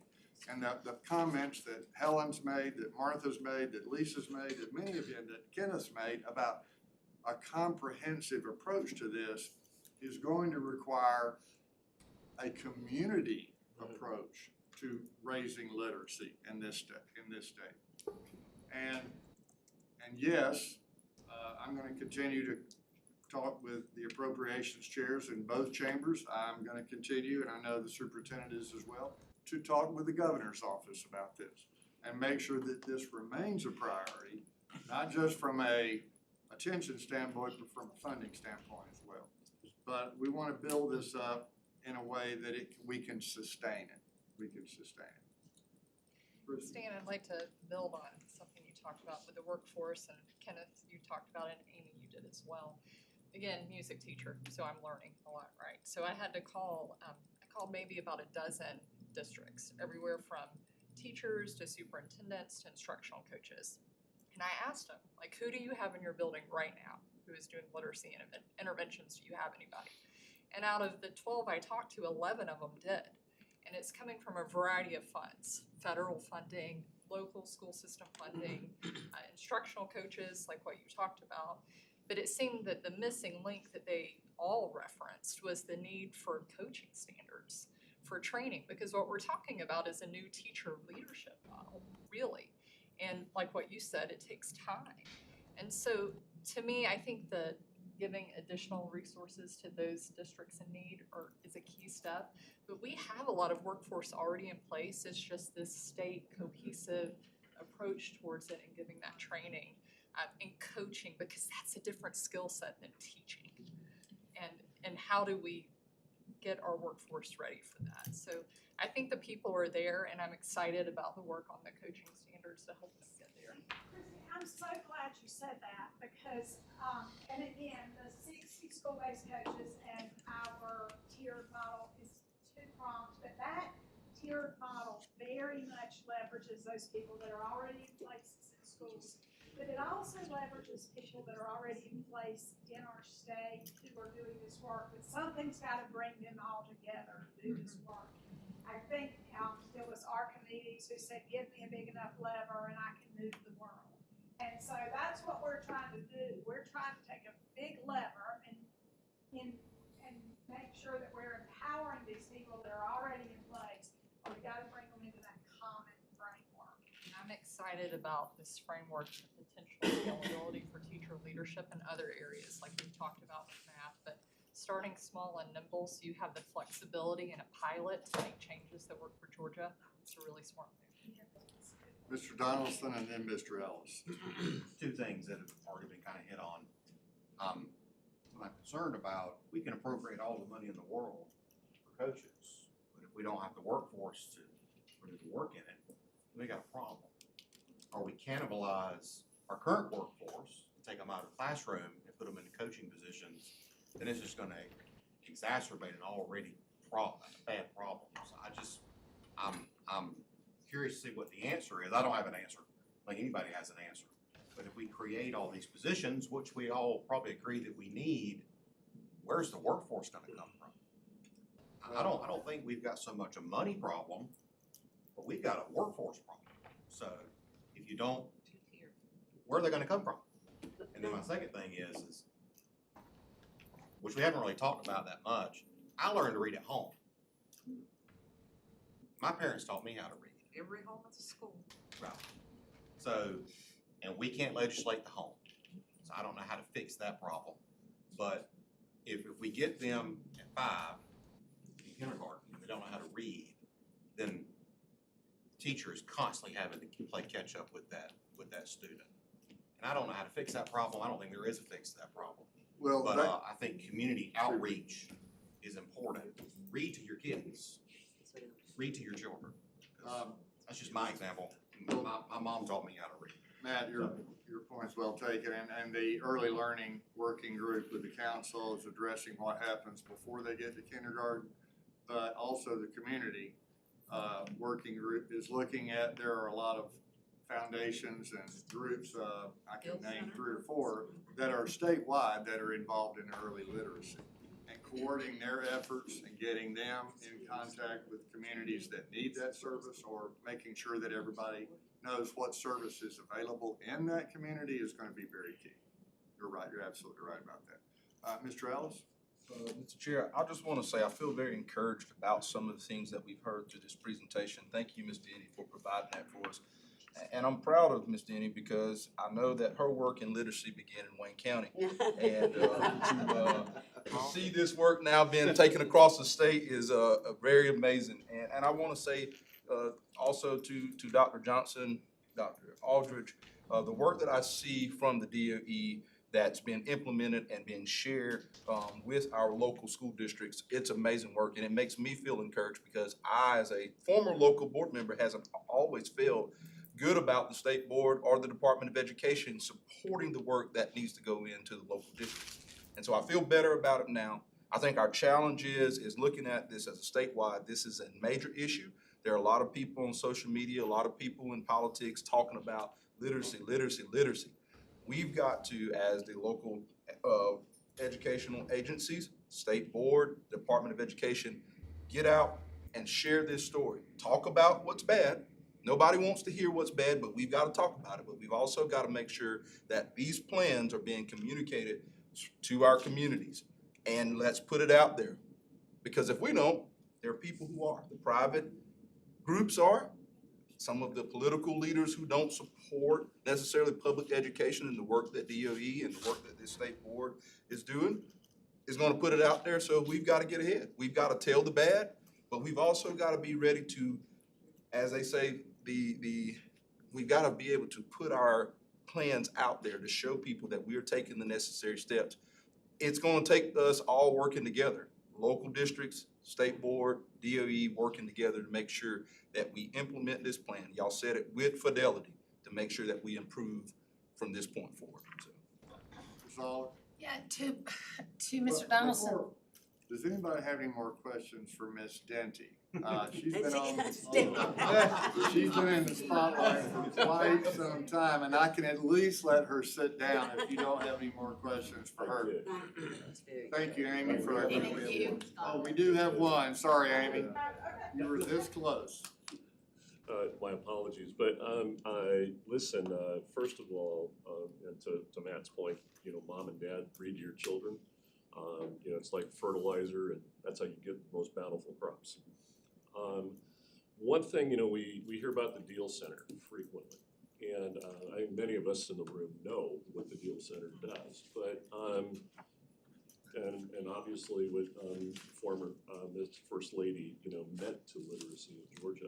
Can you just kind of express or share a little bit about their expertise and why we're so reliant on them today?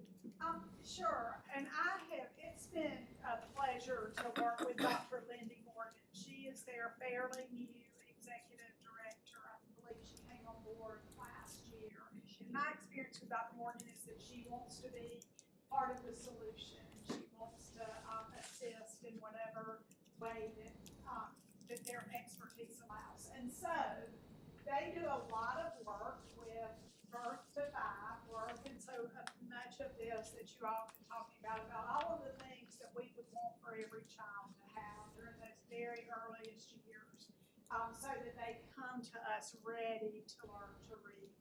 They also do a good bit of work. For example, they've helped with our coaching design team meetings. And so as we've been casting vision and really thinking about all of the different points that we need to think about, they have literacy coaches on their staff who have worked with us in helping us think through those things.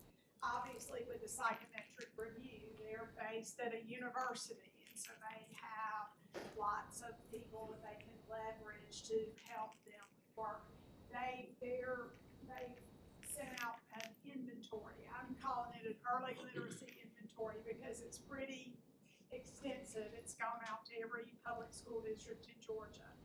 And it's pretty extensive. It's going to take somebody there about an hour or so to complete it. It has both quantitative and qualitative questions on it. And so and the Deal Center is going to do all of that coding for us so that we can look at these trends that are happening across the state.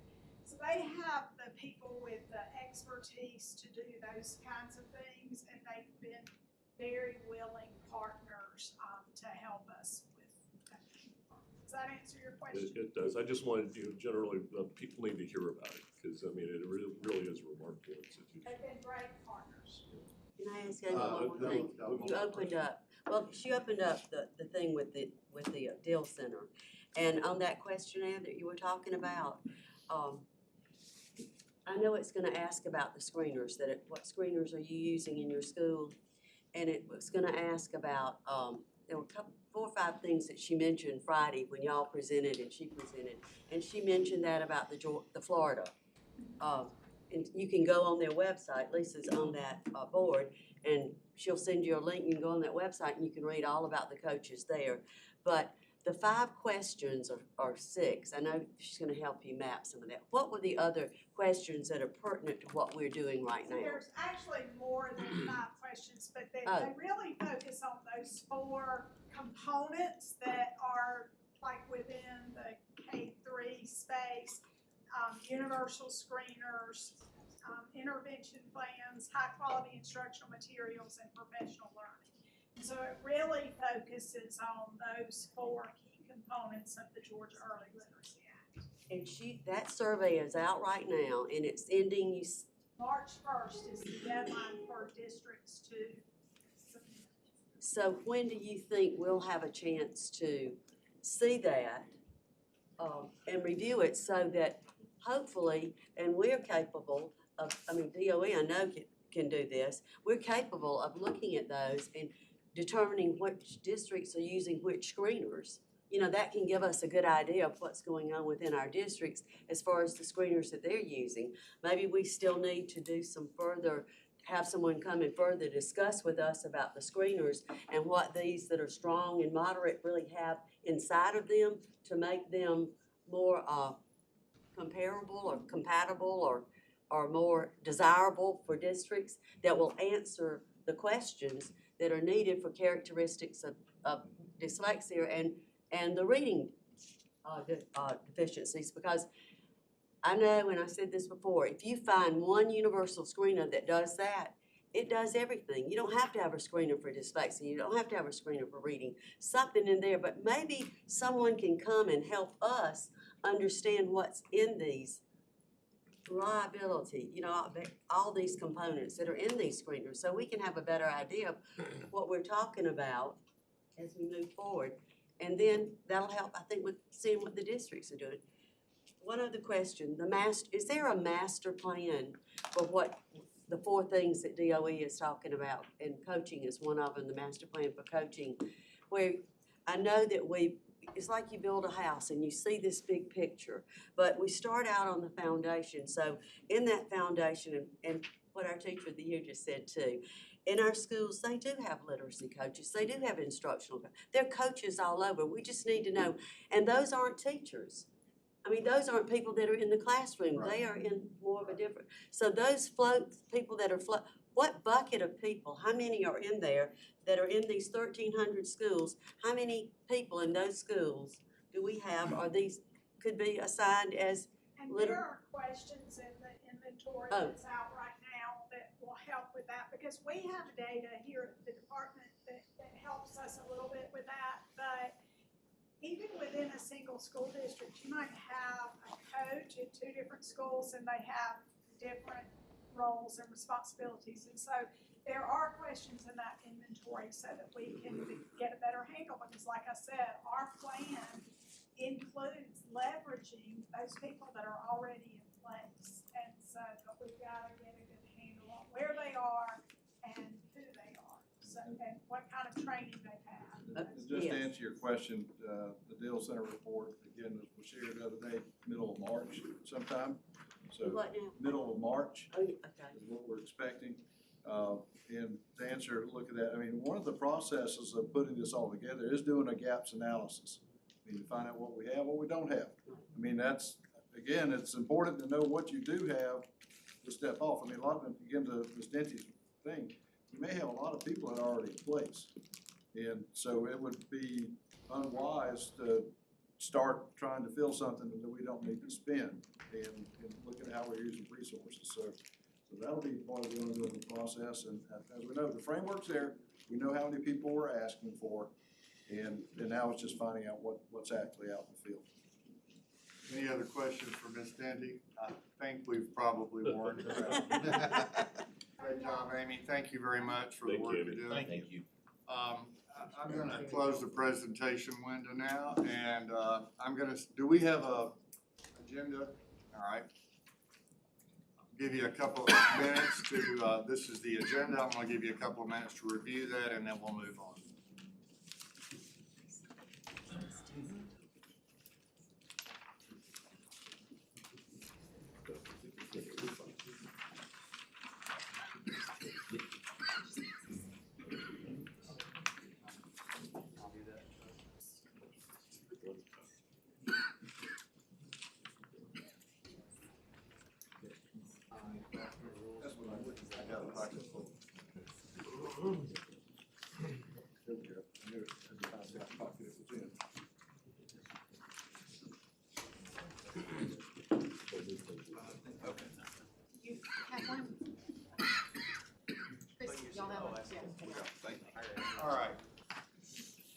now gonna convene the regular meeting of the State Board of Education. I hope all board members have had a minute to review the agenda that we approved earlier. I will now entertain a motion to approve the agenda. So Motion. moved. Motion from Zoller, second from Ellis. All in favor? Aye. All opposed? I believe, is Mr. Benton with us? I think he had to drop off. I think he had a conflict, about this time, so, we'll go with the 13 that we have here. All right. I will now entertain a motion to approve the consent agenda. So moved. Motion by Sweeney, second by Downey. All in favor? Aye. Yes. I'm sorry, where is the separate items? They're in this, I'll see, but, just to. talking about for the executive, from the executive. No, No, hold on. the budget committee item was pulled for a separate vote. It's here. It's listed on here as just one FBO contracts. Actually, that's a good point of order. Oh, building, Because yeah. it's just the one item, it wasn't the entire FBO contracts, but It's the one item, but if you look online, it's the one item, that's what I got it.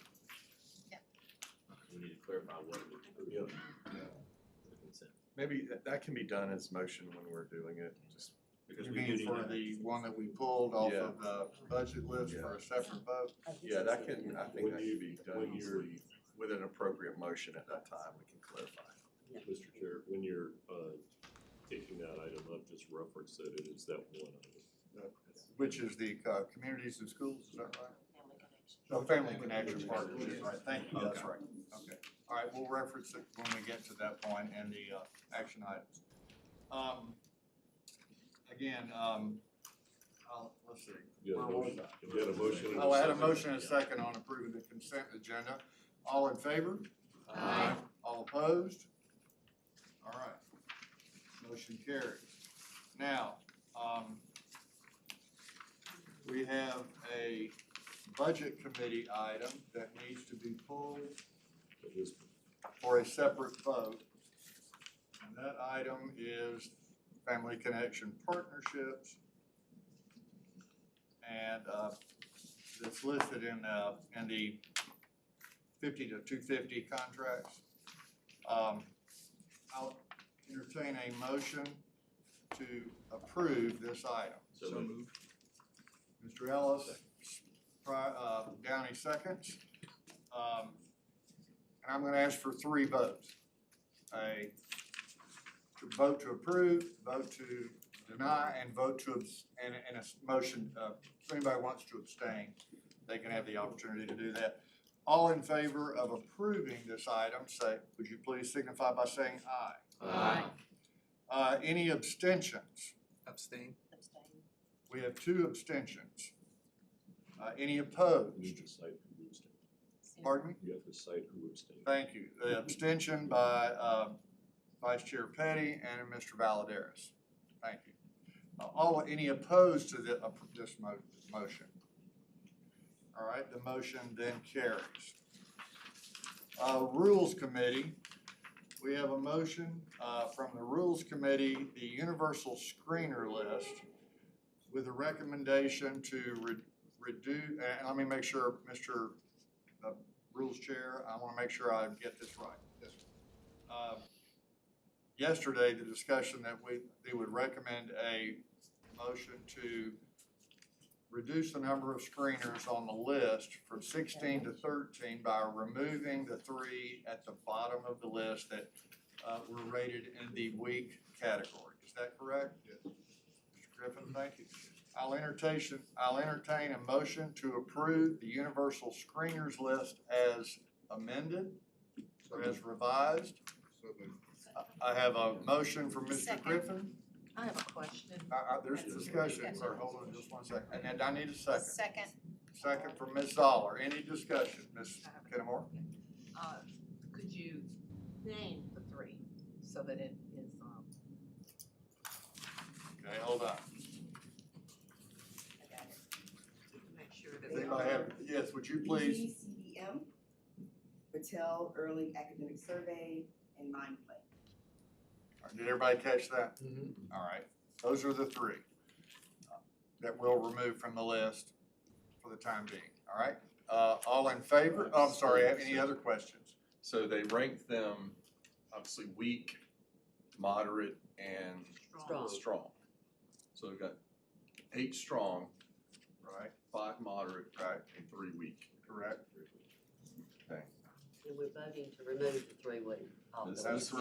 votes to, That's the motion on the table. Mine's, I can't vote for mediocrity. We've got excellence, It's mediocrity, but okay. I get your point. mediocrity or mediocrity. I mean, All right. okay, I Well, can't. then I you can can't- vote, you can record your vote. I know, but why are we? This is a first step, I Mr. understand Royal, it's a not the first last step. step, I but the understand first it's a step. first step. And I know we've got superintendents out there that, I know it's a big business decision. Software, you've got a lot more wrapped in this. But we know the Deal Center, we've heard all day about how excellent they are, how good the people are that at their job that do it. And they rank these 8 excellent, conserve the need, strong, conserve the needs of all of them. I mean, it's just, I'm not gonna vote for the middle of the pack. I think we should be striving for excellence. All in favor of the motion as submitted, signify by saying aye. Aye. All opposed? No. All right, the motion carries. Next, we have, are we still on the rules? I know, there's one thing on rules with high quality instructional material. no, that's part of the consent agenda, we've already Okay, approved that. I got it. I wanted to ask clarification, okay. Could we take that up after we get done voting? Yes, Thank you. yes, thanks. We'll now go to the executive committee items. Mr. Donaldson? Mr. Jarnett, it is recommended that the State Board of Education reverse the decision of the local board in case number 2024-14. All right. There's a motion on the floor to reverse the decision of the local board in case 2024-14. If you vote in the affirmative, you're voting to reverse. If you vote nay, you're voting against the reversal. Just want to make sure everybody's clear on that. Any questions or comments? It's 1 second. There has not been, I'm sorry, I'll entertain him. He made the motion, we need a second. Second. I'll make the motion. Second. Second by Mr. Valadares.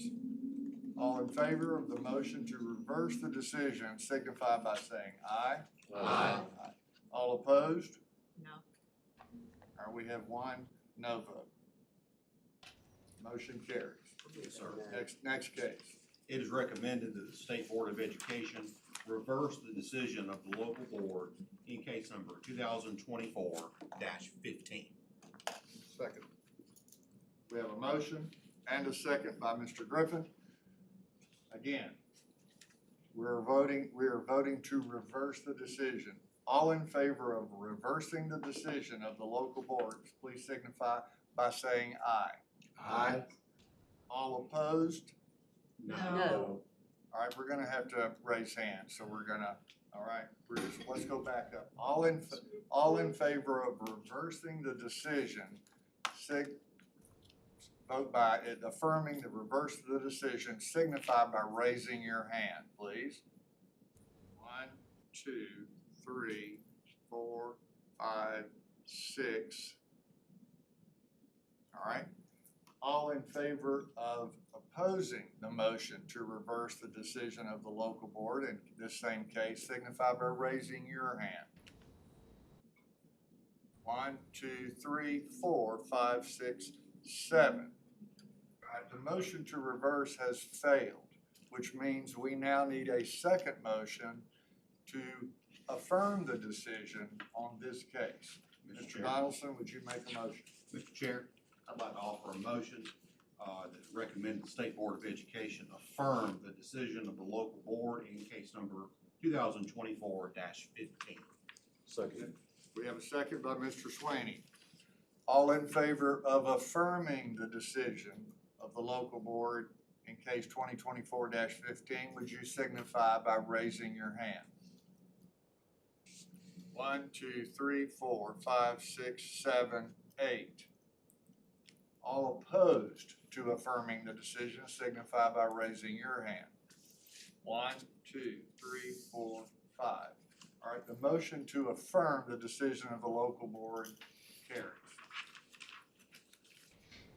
Next, Mr. Donaldson, anything else? That's all I have, Mr. Chairman.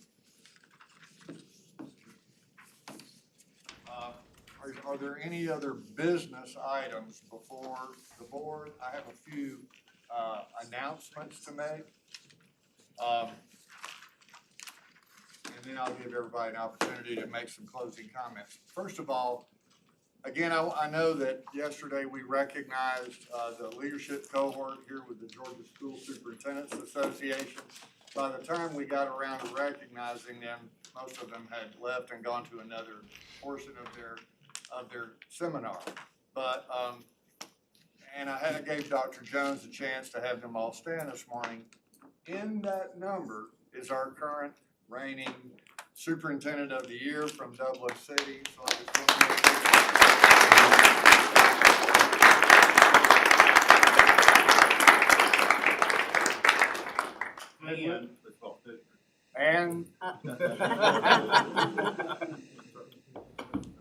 Fred, we're really proud of you, and we know you'll follow the example that's set by many of your colleagues here in this room that have served as state teacher of the year, and you're gonna represent Georgia well.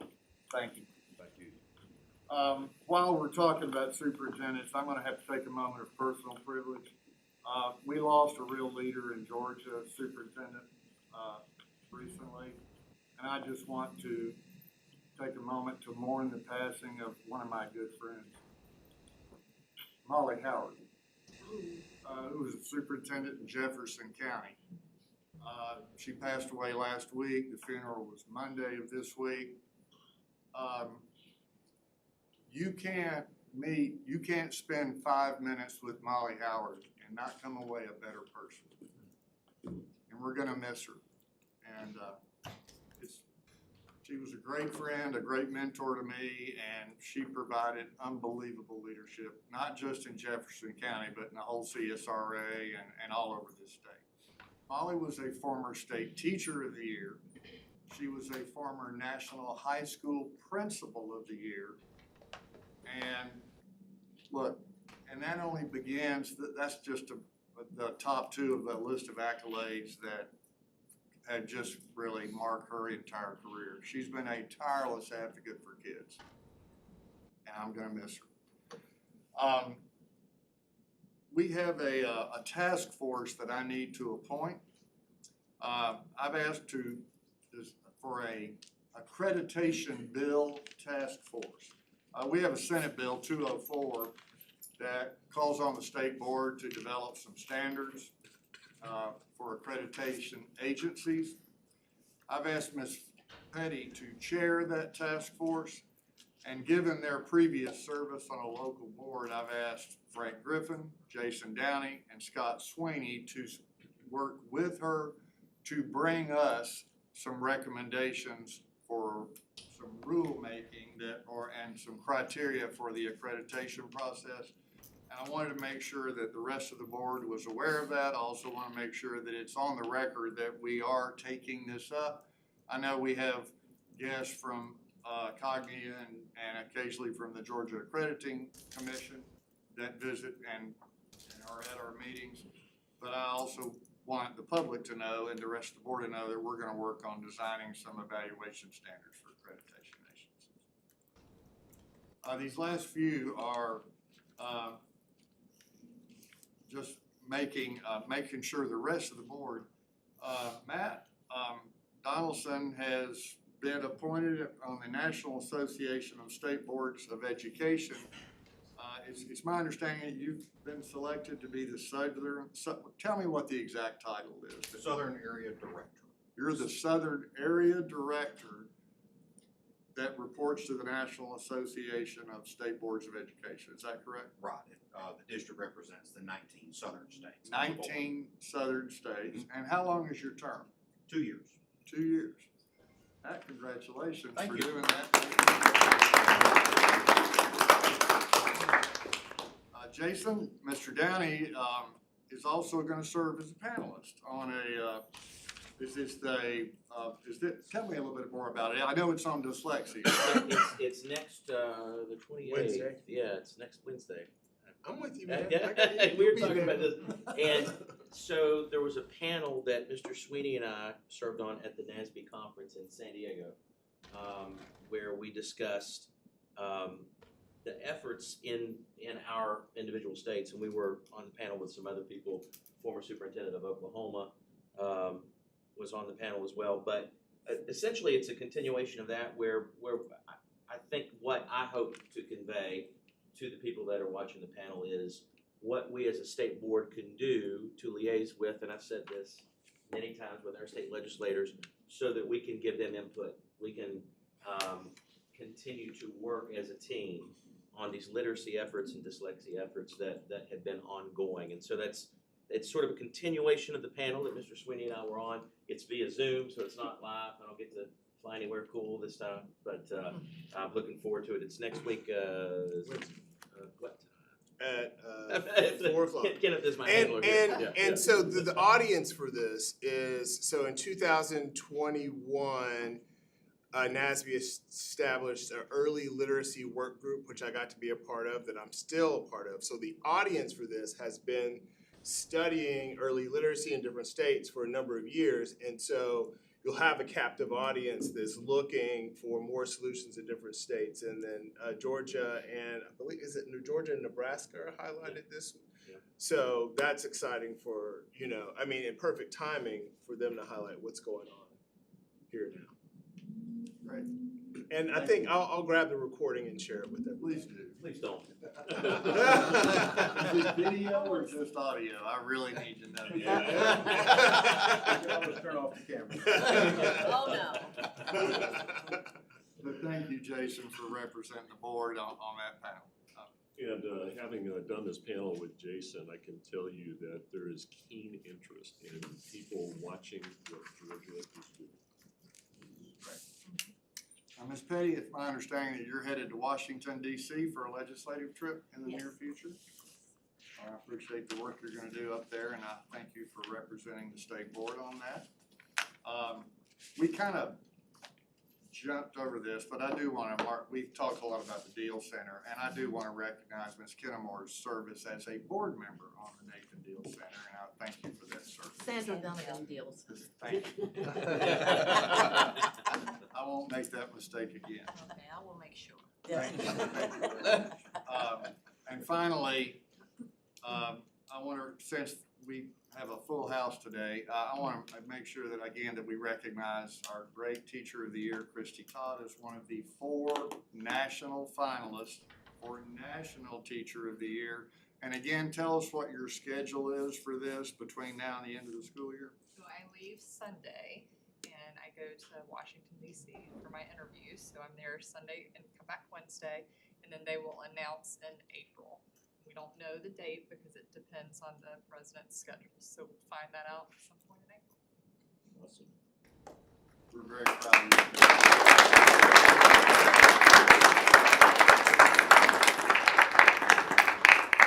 Now, we're gonna have a little reception for the rest of, to honor Ms. Todd after we get done in the executive boardroom. There's some cake and punch and some other things.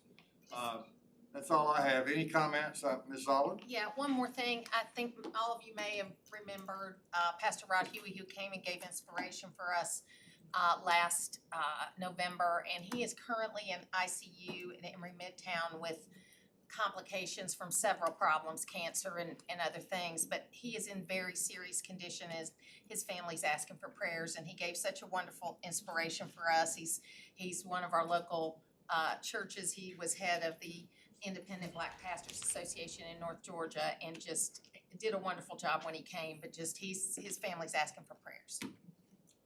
Anything else, Ms. Kennemore? I also wanted to mention, when we went to San Diego, that Kenneth called me and I got an impromptu to get there a couple of days Oh, early. yeah, that's And right. I was put on a panel that I did not know I was on to represent. So, with Colorado and New York, and it was, yeah, I enjoyed it. It was good. Got a lot of questions, especially about our legislative, relationships and how we connect with our legislators and all. So that was very interesting. I enjoyed it. At that you last didn't know minute. you were. Yeah. Well, I asked her to go to the visit because part of the conference is we do these visits. The study group goes to schools and visits. So I'm like, Lisa's there. She's perfect for it. I didn't know they were gonna hornswoggle me into the panel too. I didn't know that. I saw my name go up on the. So it's a razor. Starting to sound like a kid, like an objection for a minute. It was good. And also, I'd like to just mention this Deal Center for Early Language and Literacy. I sent all the board members an email talking about the 2024 Community Coalition Grant Initiative that they are working in conjunction with Get Georgia Reading. And the application process is open right now until March 21st at 5 p.m. And it's up to 14 grants and value of $10,000 to $24,000 each awarded. So if if you're interested in finding out more about these community coalition grants, just go to the Deal Center website and you can go in and apply. And it's just an opportunity to work with the community and towns, cities, or county, an initiative to foster conditions for educating in language, literacy, and cognitive development in the state of Georgia. So I just want to make sure everyone is aware of that, and if you're interested, go to the website and apply. And Dr. DeJarnett, your comment about this is a community effort, Get Georgia Reading has been, will be that community. It is a belief system within that community that's spread throughout the state, and understanding how you change the expectations of literacy, you change lives. So, and these grants are a perfect example of how locally they're addressing their issues uniquely. And they are from birth through age 5 to help catapult everything before getting into kindergarten, first grade and all, just to encourage education at home. Every home is a school. What do you teach? Those of you in the audience, please spread the word. This is a great opportunity. Mr. Downey? I was just gonna say, some of you have already had your hearings, some of you have hearings, the public hearings that we're required to have each school year. I know I've been seeing, we get the emails, mine is scheduled for April 16th at Perry High School. Frank, I think you've got one coming up. Next Wednesday. Next And week. on March Mr. 12th in Heather, Beaufort. you've got it in March. At And mine. so I encourage you all, if you've not planned it, don't get in a crunch, because there's assessments coming up, there's spring break, and so. And just school meet has with- to be in session. That's right, school has to be in session, it has to be at 7 o'clock if it's during the week, it can be at 10 a.m. if it's on a Saturday, don't do it on a Saturday. Do it, Monday through Thursday at 7 o'clock, but, get it planned, check with Jerry if you haven't done it, she'll help you get it set up. Thank you, Mr. Downey.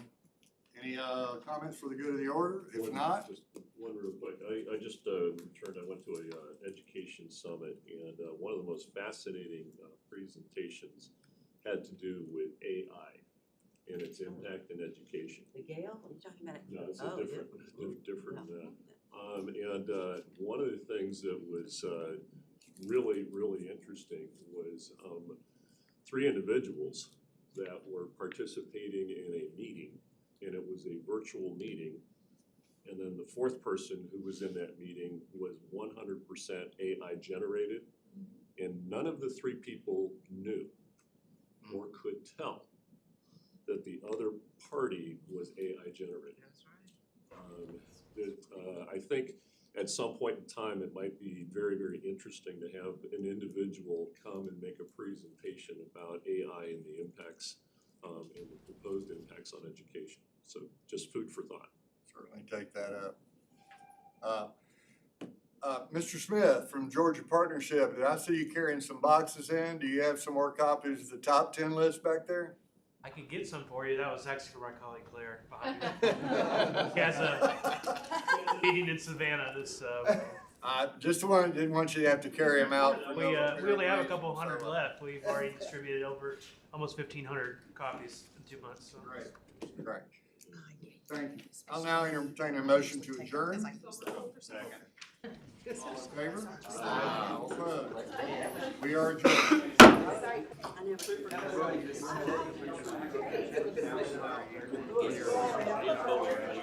grab your blue folder.